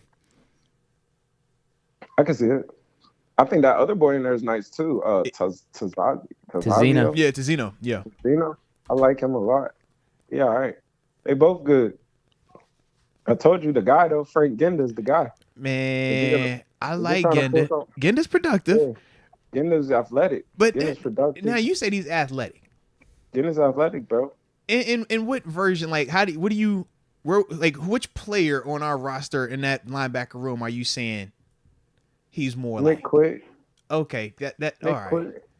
He's the one that won the depoy. All right, I see what you're saying. He won the depoy, but I'm telling you, bro, like, you know how I don't know. It's just when you don't say. Don't let the look fool you. I'm not. No. I promise I'm not. It's not that. I can show you it's not that. It's not. No. Honestly, it's not that. It's not that. It's just to me when I think of Nick's athleticism, I told you when I think of an athletic linebacker, I think a Patrick Queen. I think a Shazier. I think a Devin White. You know what I mean? Like I'm thinking of like that. Whereas I don't think Nick is like that. I think Nick next level athletic. And I agree. So maybe he ruined me. Maybe he scarred me. So when you say athletic linebacker, if it's not that, want to see Isaiah Simmons. Yes, I do. That's what I'm. Yeah. So when it's not that's that, not Ruben is neither. You're not getting that out of Ruben. I'm with you, but to me, Ruben is a little bit closer to that than the others. That's kind of how I look. Ruben's a name that you know more than the others. Okay, so you don't think he still moves? Because when I watched it, he moved. I think he moves very well. And you don't think he moves better than the other two you just named? I think Frank Genda moves extremely well. I think he moves very, very well too. I said, does he move better than Ruben though? because I don't think he does. I don't know that Ruben was better than him right now. I'm not saying better in terms of more production. I'm not saying that because obviously he was way more I'm productive. saying, but in terms of, I'm talking about, I think Frank is like smooth in the pocket. I think he gets to the ball very well. He does. A lot of he stuff. Definitely does. He's very smooth in the pocket. Like he gets off of blocks. He does that little stuff that people not seeing. He gets off blocks kind of really, really I'm with smooth. you on that. I'm with you on all Bobby, of that. Yeah, I know exactly what you're talking about. That Bobby, I'm in the hole. Like, you're in the hole. Like, how he is natural. Absolutely. Yeah. It's natural. He got hands. He got feet with the hands. Yeah. I think he's really good in the pocket. I think he's not doing much man to man, huh? I'm watching some of these highlights right now. He's playing man to man. He'll cover. He covers very well. TG. He's his own guy. He's his own guy. Thank you. I'm like, bro, you're selling a dream. He is not a man-to-man dude like that, bro. I don't think Ruben's a man guy neither, though. Okay, but I feel like he's further. I think he's closer to. I think Ruben is closer to what we would be looking for. I think Ruben's tank in a sense. You know what I mean? I think he's Devontae. I think he's Devontae Davis more of. Like, I think he's physical. Okay. I think when he touches you, you know you've gotten touched. Okay. I'm with you. I think he's athletic with that ability. I think he has the ability to move. He gets to the ball. He's a first, like, he's so what we saying? That's what I'm trying to figure out. That's what I'm saying. Like, if you're the Steelers, who do you want to sign between those three guys? If I'm going between them three, to me, Ruben is the one of the three. That's how I looked at it. I get it. I'm with you. But I think that name is a lot of what you're saying too. Well, it does hold weight because that was of the three. That was the former first rounder of the three too. And I think that name does a lot because I'm telling you, I watched it. I'm with you. I'm with you. I'm going to tell you from what I watched. It's more like that fighter you don't know yet. Like, I think I'm with you, and I'm with you, bro. Because I'm with you. But see, when you say it's the fighter, I don't know. I just don't think you watched it. I want you to go watch it. I'll watch him again because I literally, when I watched him, I literally hit Deke up and was like, bro, this is the cat. I mean, Ruben's a steal, bro. It's Ruben. You should, you get him for vet men. I just feel like you have so much more upside and potential with him. Like, if he one could pan is a former out. first rounder that, bro, he came in here as a first rounder because of what? The talent. We know what he can be if it's healthy and they do what it's supposed to do. We know what it can be. I'm with you. It's Ruben. And actually, those two dudes, Tizino and then also your guy, didn't they play in the USFL last year? I don't know if Tizino did. Did Frank? Whenever I was just looking, it seemed like he did. But I guess what I'm saying is this is legit Ruben's first season back. Playing, And how long was it? 3-4 years? I love it. Versus at least they got like last season. Yeah. No, you bring up that's a really valid point too. Absolutely. And coming from, I think those are young guys too. Yeah, like kind of coming from college. I think that's what that league's for, man. No, I love that. Yeah. No, honestly though, when you talk about this convo, it's legitimate because of this league. If we hadn't been watching Ruben play or haven't watched any of these dudes play, and it's this time of year, this convo is a way different. Yeah, it's way different talk. But we watch it like you're playing. These are game reps you're getting. So we don't have. I think it's what's my man? Two Spoons. What's his name? Two Spoons. He was in Swearinger, DJ Swearinger. Oh yeah. I think he just played in the XFL. Yeah, he did. I think if that's a name that you watch out for. Like, no, y'all. You know the baggage that come with him though. That's part of why he there. That's part of why you can't. But it's hard to say that though if he's saying baggage because you got to think my man is like that's why Ruben's there. Yes. I looked at it like this, so I'll clarify. One's baggage we know was surrounding was a domestic violence and all some of those things. And this has been cleared multiple times now with Ruben. That's the only reason why I'm bringing it up. It's got cleared. Okay. I ain't over here just be like, yo, man, it's worth it. Just keep him, bring him anyways. No. It's been cleared. Court of law. Okay. So that was that. Whereas with Swearinger, it's more of what? He is going to potentially be a cancer in that locker room when he's going at your coaches. When your coach says something to him and he's barking back on something like, yo, what's good? We could drop this right now and get active. That is night and day, man, in terms of baggage. That's what I'm referring to. Do you think Ruben you still get that, though? You said what now? You think you still get that, though? I don't know. It happened in Houston. It happened in Washington. If it happened in Houston, I would assume that it wouldn't happen again, right? Because you've already seen at one stop, this didn't work out for you. So change that, you know what I'm saying? Change that tempo. He didn't change it. So that's my whole thing. I'm just like, I don't know. What you think, though? You willing to take the chance on it? I'm just giving you. I'm just saying. I'm just putting it out there. There's some weapons out there. Like, no, facts. Yeah. Hey, shout out to DJ. And I just did some research. Hopefully it's good. Hopefully it's quality research. Oh, but Lord. it does seem like Tizino and Genda both played in the USFL last year as well. So this is like back-to-back years. Okay. So does that account for anything for you, though? Because I know you were a little bit more fond of them, knowing that they at least have done this for back-to-back seasons, where this was Ruben's first in, 3 years? First time playing in 3 years? Oh. Yeah. What is that? Is that a positive? What does that mean? I'm just saying. You seen him at his lowest of lows. That's what I'm implying. Right, Whereas yeah, you've already seen coming them back with the year under their belt already getting some of that up. That's what I'm referring to. So Bring Ruben. Bring him in. Bring him in. I like it. Take the dust. At least give him a workout. It can't hurt. That's what we say. It can't hurt. Oh, yeah, for sure. And for guys like us, Ruben's name is gonna be a little bit better. All right. Not saying the other one don't hurt, but it's just, you know how that go. You know how that go, man. You know how that You go. know how it is, man. It's This all used to be the champion of the world. you know,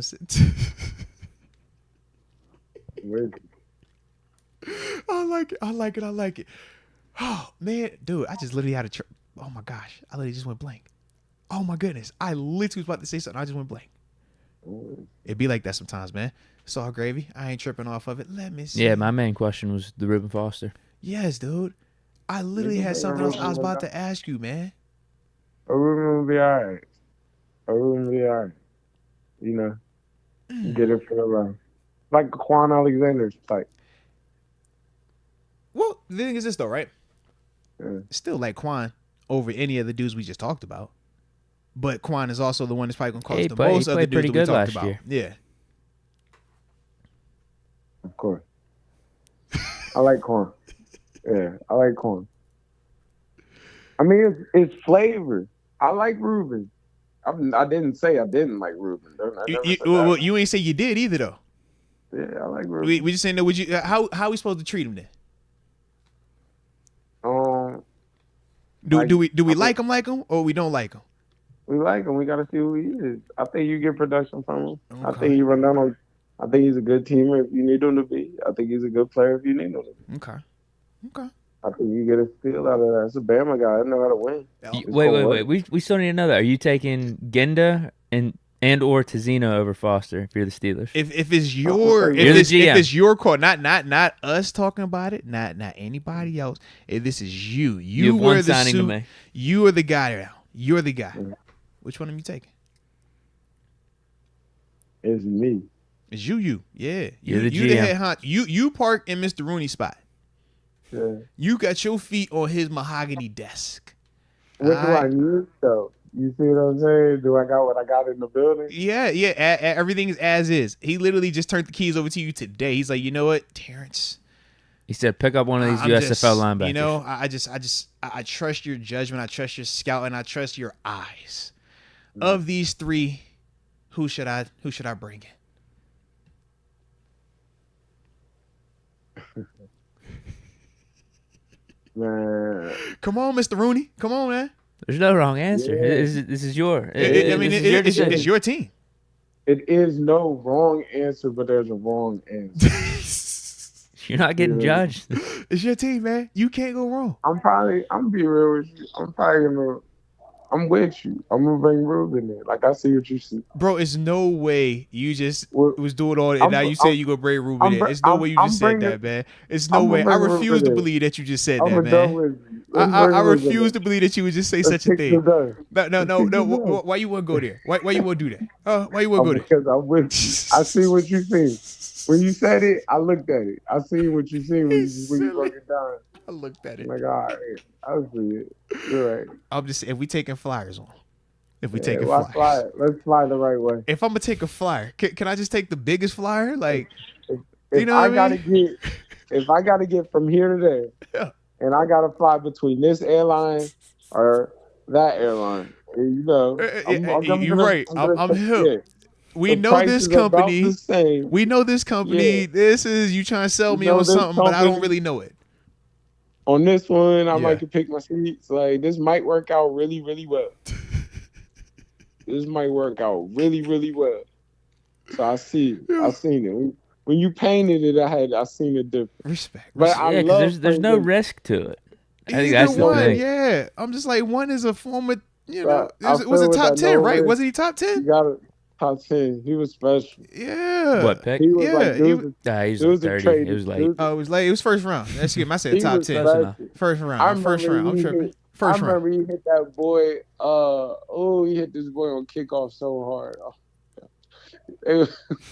I remember he set the stadium off about 2 or 3 times. Bro, he was doing freshman stuff year. with the little cast on. That's what I remember. Man, I was like, yo, this you is remember? yeah. You remember he hit Mhm. old boy in the national championship? He did Fired a on him. 720. Yep. He hit what's the quarterback? What's the quarterback Mhm. name? What's my man name? Yeah. Deshaun Watson. He hit him. He Mhm. did like a 720. That's It's like, yo, Ruben. this is different. Y'all don't remember? Ruben was But I think different. Ruben's also like 29. He is though. No. He definitely is. And none of these dudes we speaking on as long term answers, but we're just simply saying when we look at the roster and we're saying if we need that other version of it, who are the guys that are more in line for that? That's why we brought up Ruben. That's why we brought up Quan. That's why we brought up that rangy, even Isaiah Simmons, because of that part. But it's like if it's not one of them or that style of player, like I don't know, because I feel like we already got the other version. But you look at the other version and be like, them athletes. Because I keep hearing when you keep talking about Nick and Cole, I'm just like, bro, my vision and your vision, we just looked at it very differently. I was looking at the Shazier standard. But I get it now. The Shazier standard is a standard. Well, he shouldn't have set the bar so high. Standard's the standard now. If it's not like that, don't tell me it's athlete. Don't tell me it's a cover guy. I'm like, no, you all right, but you ain't no cover guy. You ain't no athlete. I don't even think that Fred Warner is athletic as Shazier was. That's how athletic Shazier is. True, but Fred is very, very athletic. He's freaky athletic. And that's how freaky he is. Yeah. Shazier Shay was special though. We get it. Shay was special.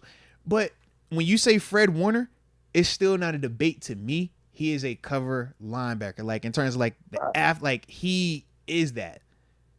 All right. I don't see that with Nick. I don't see that. You know what I'm saying? We start talking about some of these. I'm like, I don't see that. I like Fred. I like Fred a lot. Fred's nice, bro. Fred. Yeah. You know I'm a Fred fan. I like Fred. I know you like Fred. I know, and I know you gonna talk bad about the guy that I like. I already know how you do. So it's all good. Who you like? We ain't doing this because every time we do this, because you can be like, if I say, all right, well, when he's healthy, I love my Shaq Leonard. You know that, and then you can say Mr. Peanut Punch. I already know where you're going. And then when I say, I also like Mike Parks, you're like, man, we inside outside guy, man. And now he's fully outside, so you don't have to worry about it. But I already know how you talk. I already know how you get. I know how you get. Mike is my favorite. I love Mike. Mike is a mutant on the inside. Now you like him. I love Mike on the inside. What you mean? I don't Okay. love that other way you did. You know I don't love that. You know I don't love that. I don't love that. I'm straight on that one. I don't want that one. I don't love that. Could I say you an Edmonds though? What about the Edmonds or Matt Milano? How you feel about that? Edmonds is alright. Milano's all right. I like Milano. Okay. Milano's very underrated. Milano's really good. Okay. Milano's nice. Milano can cover. Milano can move. Milano's nice. Okay. Play open field tackles. He's nice. Fair enough. Just checking. Just wanted to clarify. All right. Well, shoot, man. I don't have anything else. You got anything on your end, man? Yeah. Oh, But I say, TG, you got anything else you finna get off your chest? Or are you good as well, baby? Come on now, talk to me. Hey, tell man, Tell them college guys to chill, man. Let the game come out, man. Like, take the 500. It ain't happening, man. You know they ain't gonna Take take the that. 500. You know What they you ain't gonna do that. want? They not gonna do I it. don't see what you want. I'm I with don't see you. how they see this as a payday, man. It's I'm not a with you. payday. You know I'm with you, but it ain't happening. I'm with you, but it ain't happening. And don't duck that If they don't Madden take smoke. the Have you 500, and Deke, y'all had your Madden game yet? No. you're right in front of me. Maybe, TG, what do you think? Maybe next week? I'm available. Wow, why you throw it out like that? Maybe next week? Like, so I ain't gonna be here now. Let's say y'all want to get the game out. Oh, that's crazy. All right, we can wait. We'll wait 2 weeks. We'll wait 2 weeks. I want to hear the details when they fresh. I don't want to have to watch it and then listen on social media. I want to be able to, y'all had a game and then we be like, yo, what happened? Okay. Yeah, man, dang. I thought we were friends. Have the Deke. game on like a Tuesday. You don't want to talk to me, Deke? You don't want to hang out with me? That's crazy, man. I just wanted to just, like, he go schedule I just know my schedule will be a little bit more open next week. Wow! So you can put the schedule on me? That's crazy. No, we can do it. No. We can do it. He said he got 2 overtime weeks. next week, bro. Next week he got a ton of time. That's crazy. 2 weeks. That is crazy. 2 weeks then. Maybe we schedule it on like a Tuesday or something. Come in on Wednesday and talk about it. There it is. I'll be good with that. There it is. I like it there, bro. So yeah, man. So everything works that way there, man. All right. So we won't be talking to you next week. We'll be spinning the block on you in a week from now. All right. So yeah, man. Other than that, you stay safe out there, man, and we'll holler at you on the backside. Baby, appreciate you as always, though, man. My dog. Peace, bro. Hi, shout out to the one and only TG, aka Terece Garvin.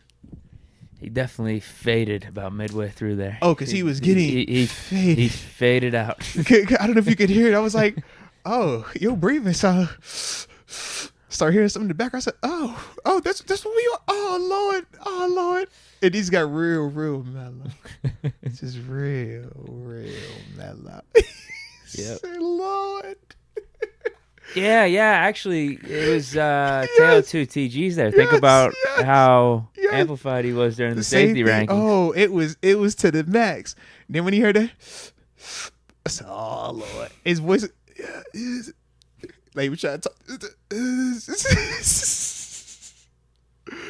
Oh, man. But no, shout out to the homie TG, man. Shout out to him. So y'all got double safety talk, all right? So that's what we gave you. And we caught it on the front end before he, did whatever he was doing, losing his air. Yeah.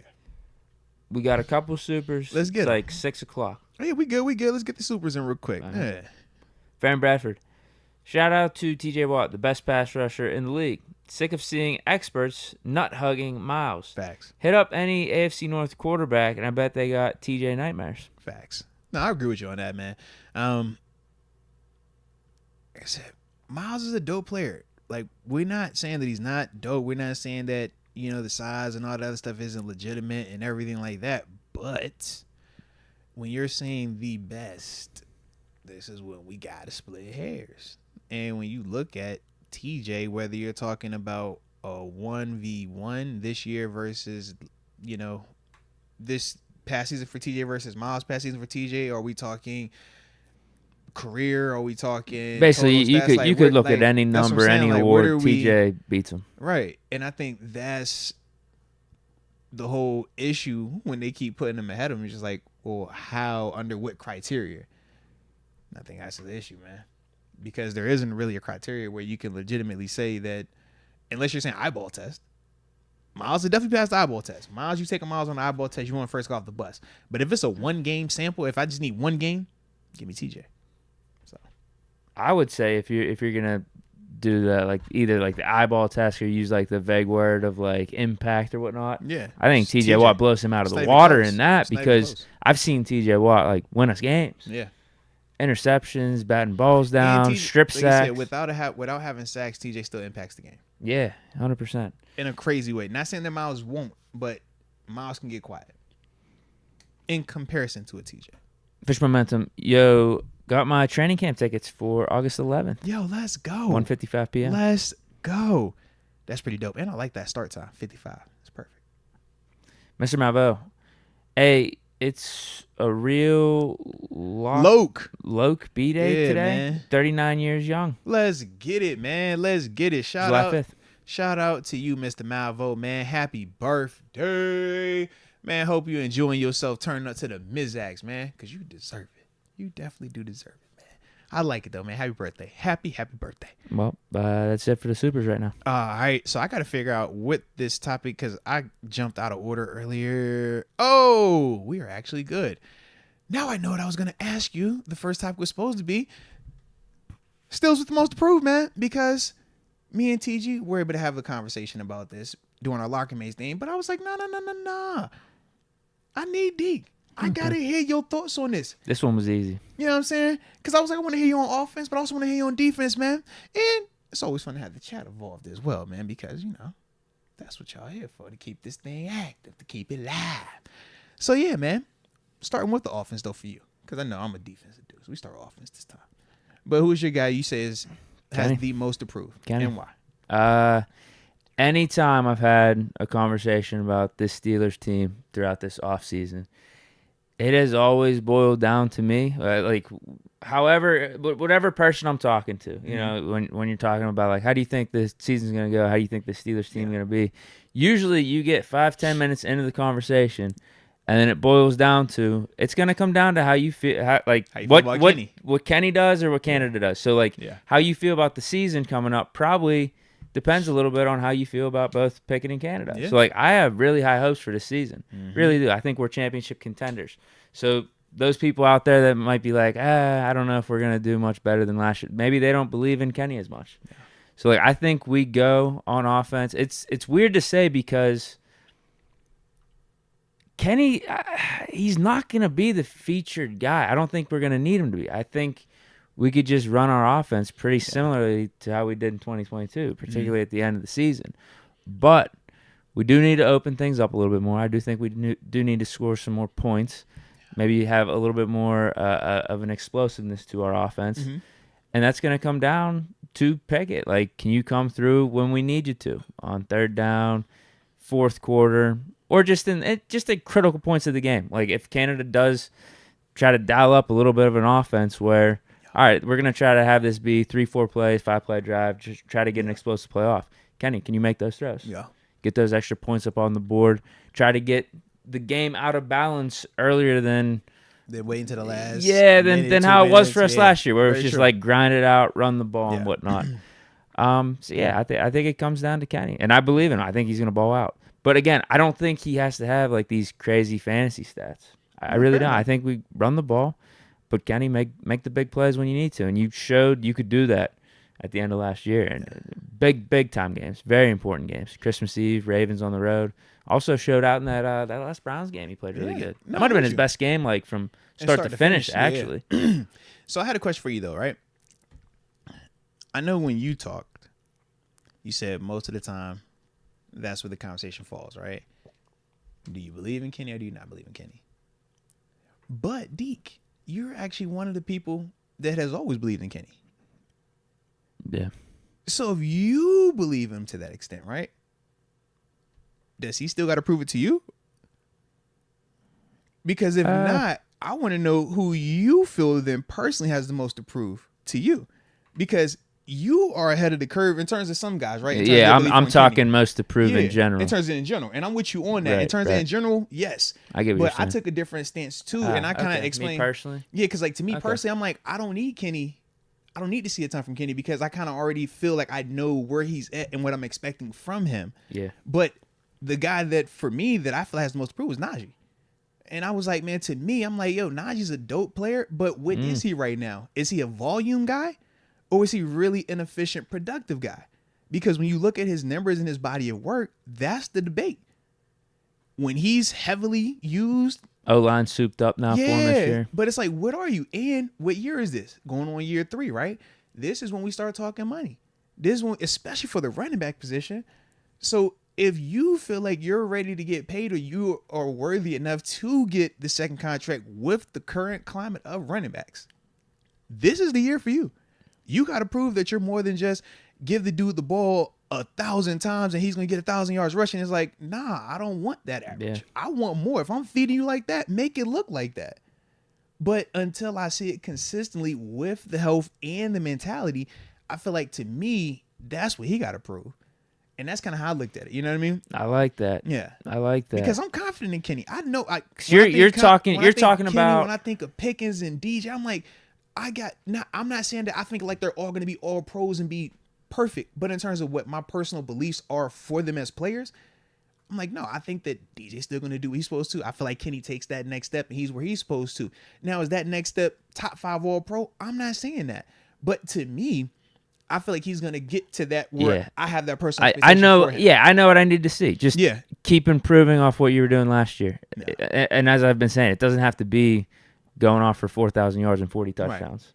No, it's like stepping up in big moments and showing that you could be a leader and that we can trust you to win big games. Like that's what's it for me. And see, for me, I've already seen that from him. So I I'm like, I don't need him to prove that to me. I already know he's capable of that. But for some people, and it's not a negative, but for some people, they still want to see. They're like, I need to see more of it, or I need to see this, I need to see that, which is understandable.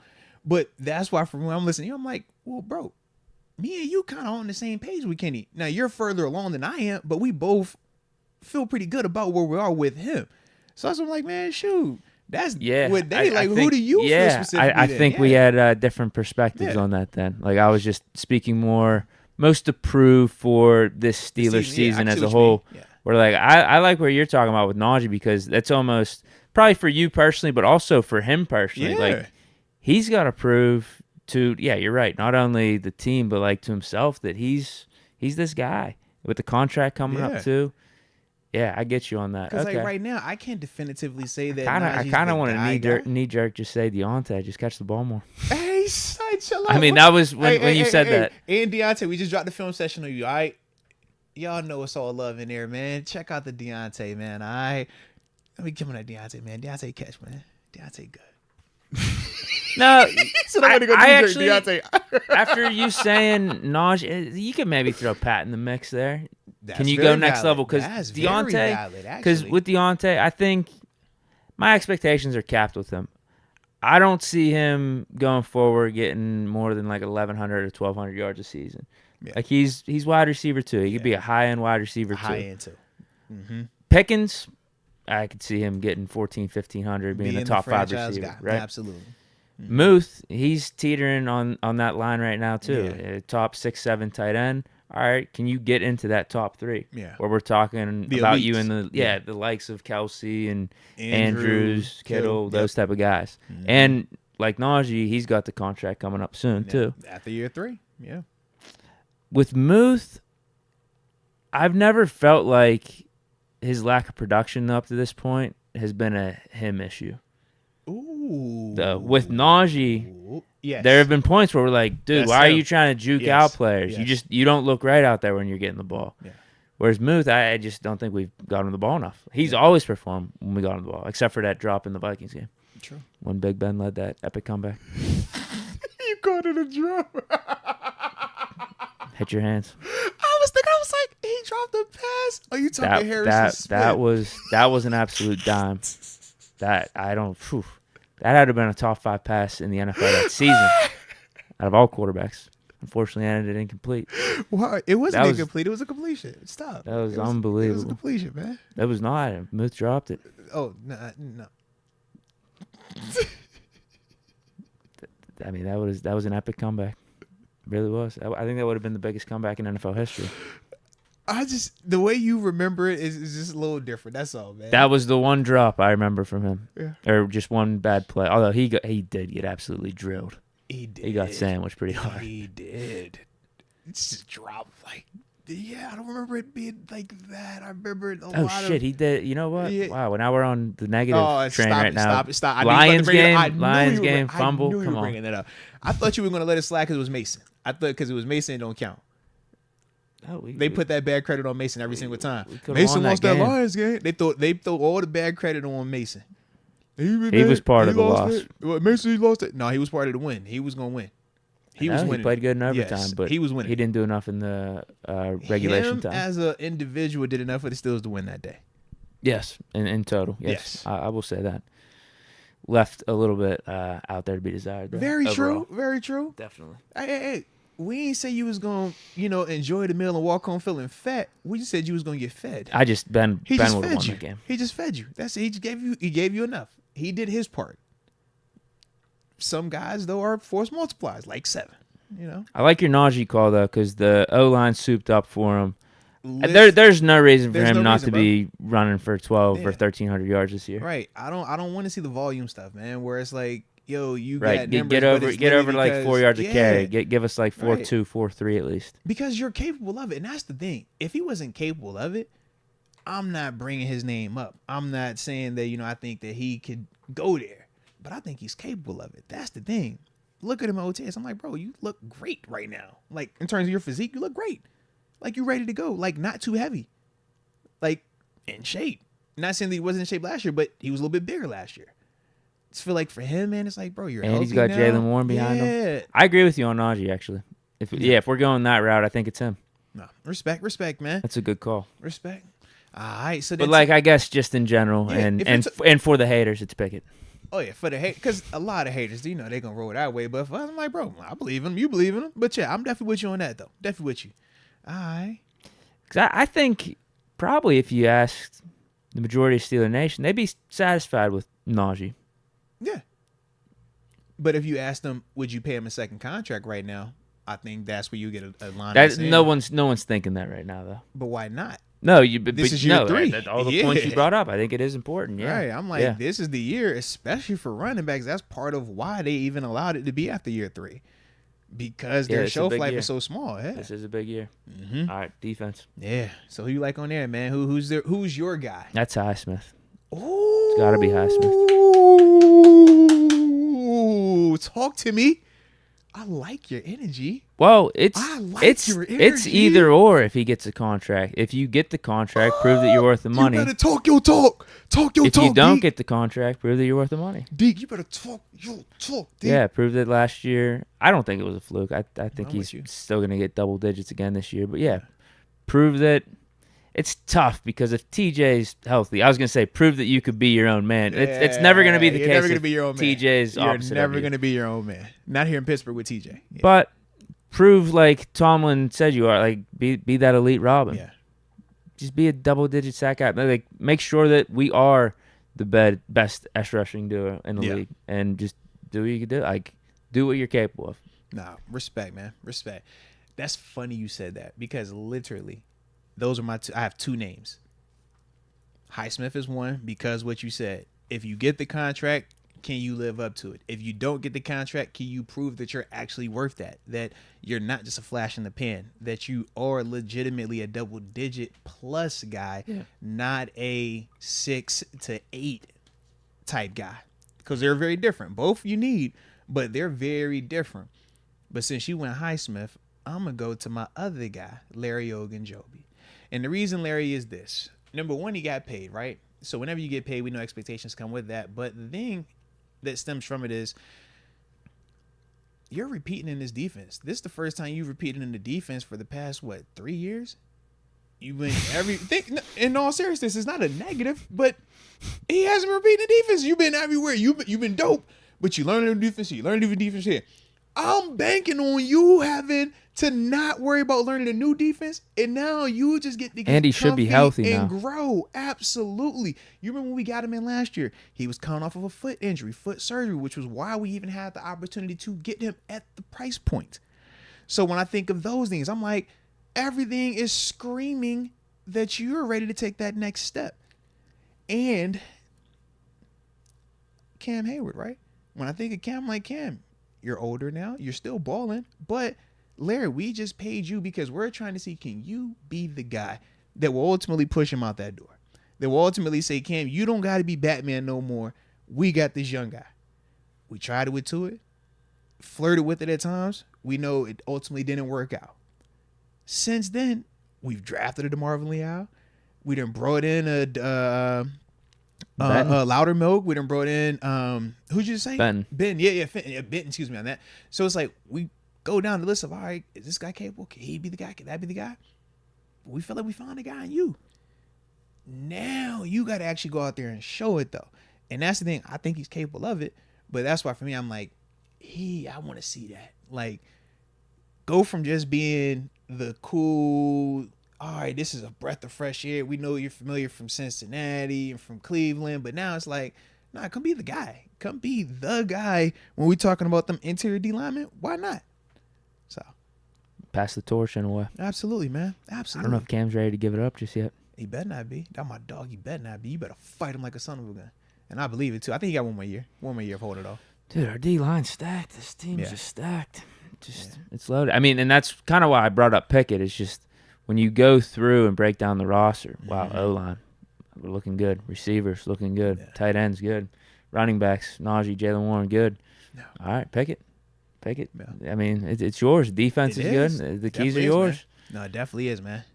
and he's gonna be fine. He's definitely gonna be fine. We're gonna be winning games. No, I'm with you, man. I'm with you.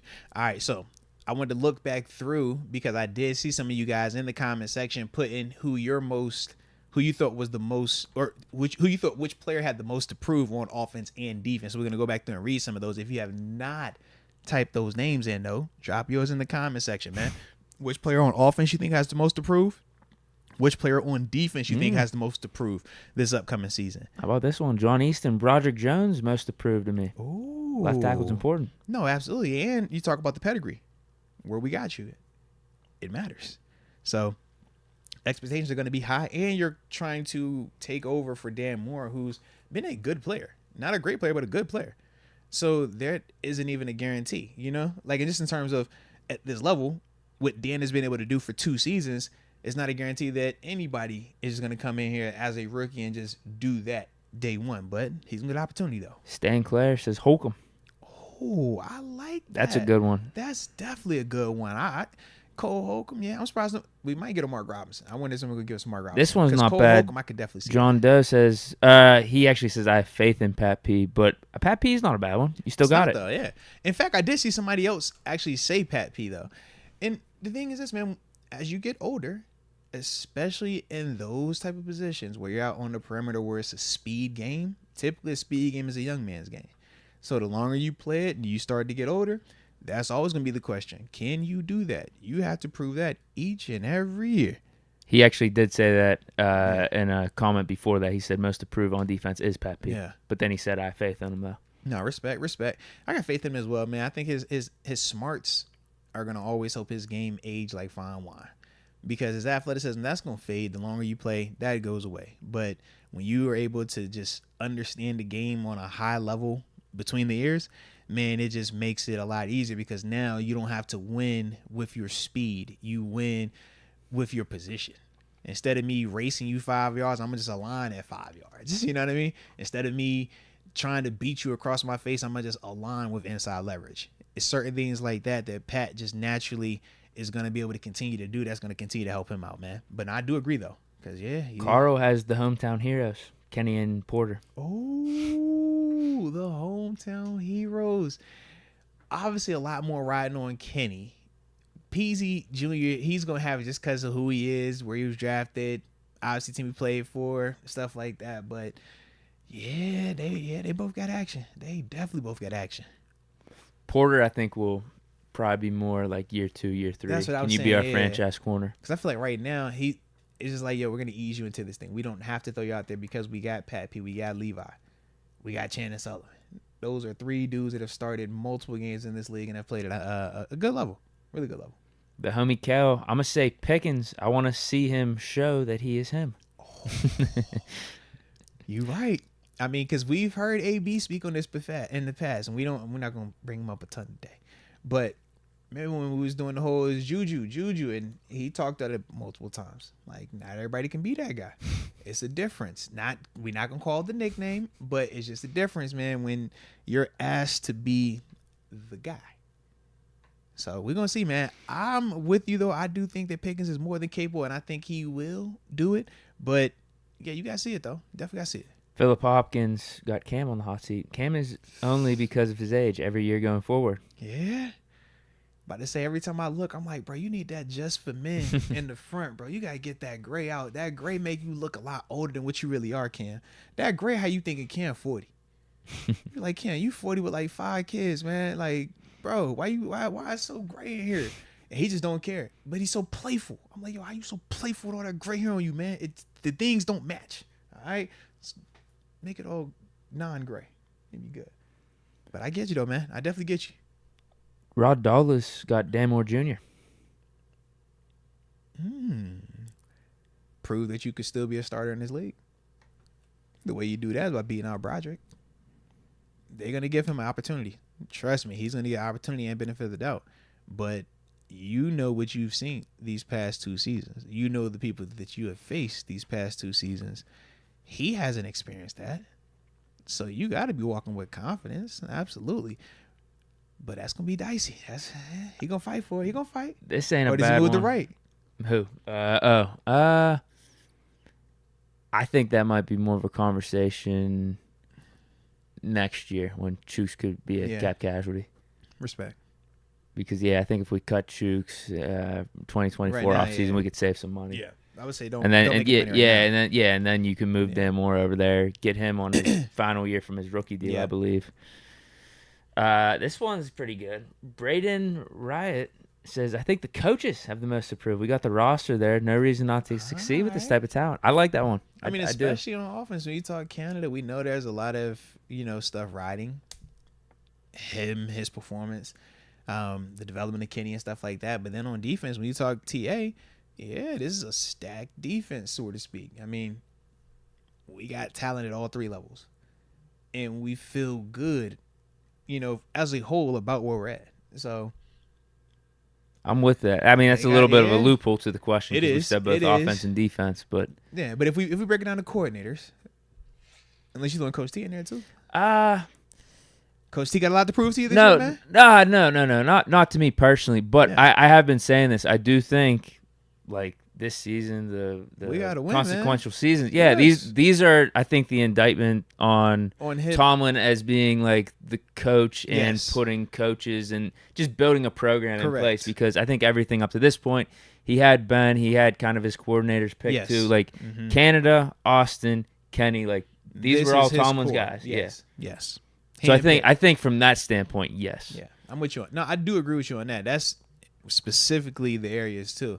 Because it is post-7 era, post-Kevin Colbert era, post all of that. No Keith Butler, who was essentially an extension of a Dick LeBeau because of that's what he came up under. And that was what he had, was in for so long. That when he came over, we joked about it. It was it's the same exact defense. You just add a little, Tampa 2 element to it. That's it. But, you're right, man. So I like that. I have faith. I'm happy Tomlin's our coach. Me too. I wouldn't want any other guy taking on this task over the next decade. I'm with you. Of bringing in the new era. Definitely with you. All right. Those are some good names though, man. I'm trying to think, is there anyone else? Ryan McPherson says linebackers have most approved, especially the free agents. Yeah. We talk Cole, we talk Landon. Yep. Anytime there's new money and you're gonna be, a new starter on this team, we want to see it. We got to know, is it like that? What we pay for? And it's Pittsburgh. It's linebackers. Yeah. Well, and have you felt about our past couple of linebacker pickups? Who, Devin Bush? No, just in terms Miles of agency. Jack. Your Miles Jack, Miles your Jack Joe was Schobert, your Mark Behrens. Yeah. You know what I'm saying? The Miles Jack was the best one. The only problem with him was just getting hurt the last month. The groin. Yeah. Yeah, that was a good pickup. With these guys, it definitely a change up in identity. Or no. It's not a change up in identity. It's getting back to more of the identity we want to be. Correct. And we saw that again at the second half of last year. We want to be physical. Yeah. We don't want to be bullied around. But in that first Ravens game at home, they ran for 200 against us. And I think we saw that as we're not letting that happen again. Yeah. And that's why we made the switches for that second Ravens game. But then I think that's why we made these pickups in free agency in a Holcomb and a Landon Roberts. They're really good run stoppers. No, I can respect that. Dang. I like it then. I like it. All right. Yeah, that's it on the comments right now. Okay. 624. 624, Deke. Let me see what else we got here. Let me just check, man. Can I check something real quick, Deke? Let me just check real quick, man. 624. Oh, this one's a good one. X Concepts, maybe Boswell. Since he hasn't been as consistent, even though he may be. It may be long snapper and holder related too. Is this Deke burner account, man?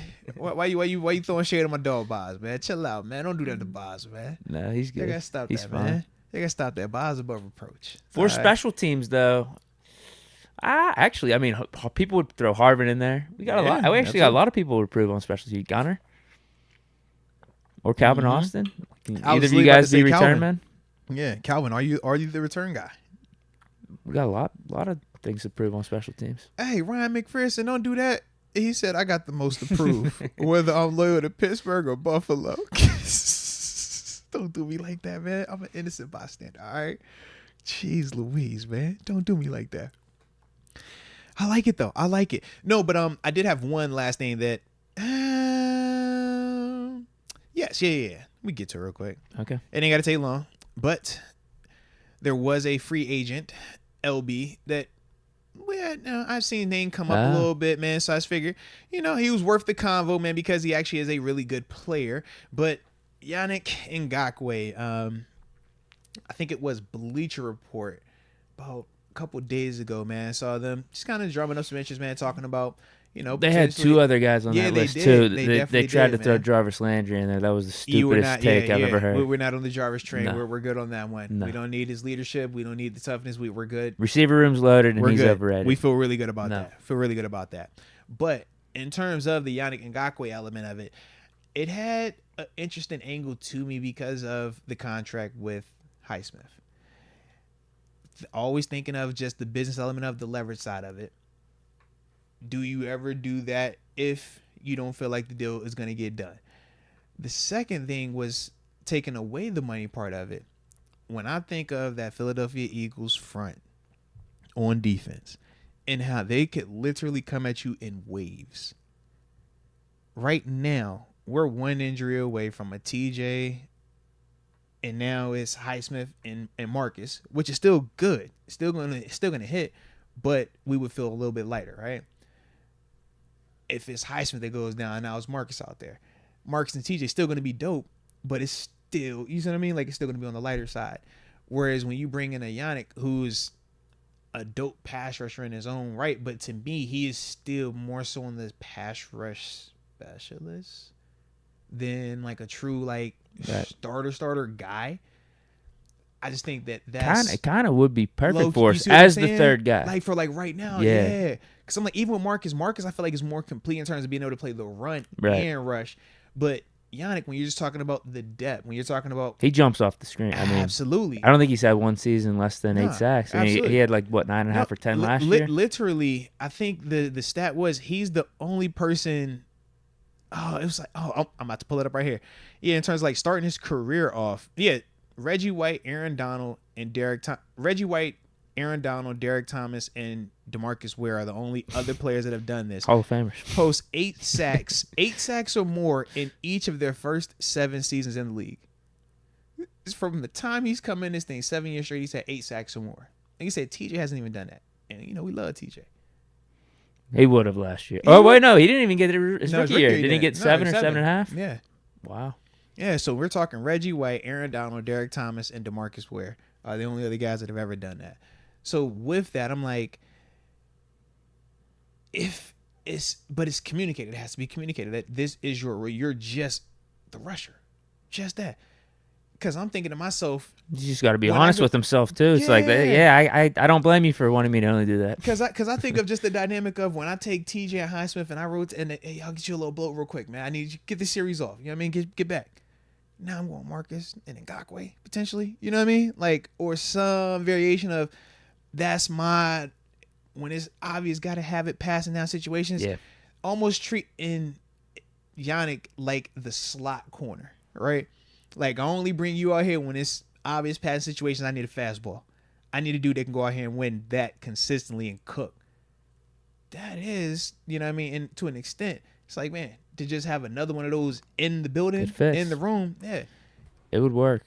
Now, I wonder, because I was looking into this a little bit with him, what's he looking for? That's the question. Because he could probably be some team's number 1 edge rusher still. He could. He but got at paid. This stage, though, it's like, what's going on? I know. He got paid, like, it was 1 year, 13 mil. Then I heard some, like, interview comments from him saying, like, he wants to sign on with a team and be there for like the long term, like 2-3 years. He's tired of like jumping from team to team, but he also wants to go to a contender. So if he's getting 13 last year, he's probably still getting around like 10, right? That's at least the market. Yeah, that's the issue. Steeler discount for 7 or something. I don't know, but that's a lot. Steeler discount for 7.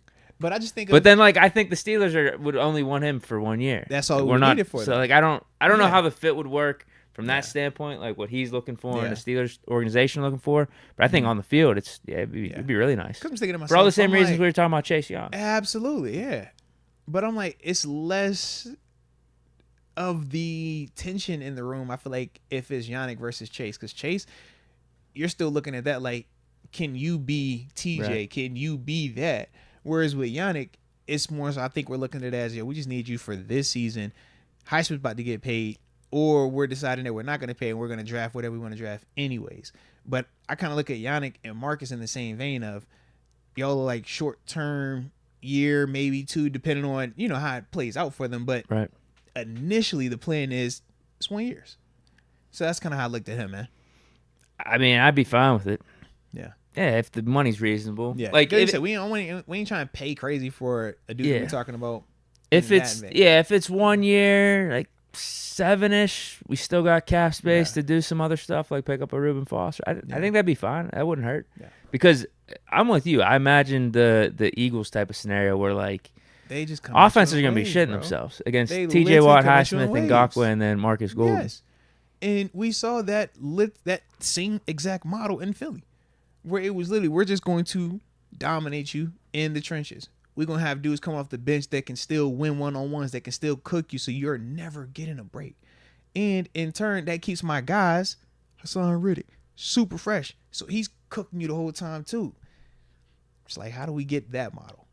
And we're more in line to that model than per se a Chiefs model, whereas we have the absolute best quarterback on the planet right now, and we'll just figure out all the pieces other than that. Nah, Philly was like, we're going to build up these trenches, we're going to run this ball, and we're going to add a weapon here, add a weapon there, but this is our model. We're more in line with Philly's model. Not a coincidence. We got Waddle over here. It's not a coincidence at all. It's absolutely not a coincidence. Yeah, definitely not a coincidence. But I like it, though, bro. I like it. That's it then, I guess. No more supers. All right, man. So that will do it for today's show. But we back in the saddle tomorrow. Yeah. Last show of the week. Last show before little vacay. Before the vacay, man. Before we recharge. Unplug and reset. All right. So with that being the case, man, I hit that like button one more time if you have not done so just yet for the coach. And do not forget to subscribe to the channel. We back in this thing tomorrow. I believe it's 4:00. Absolutely 4:00. But either way, we'll see when we see. And until next time, baby. Peace.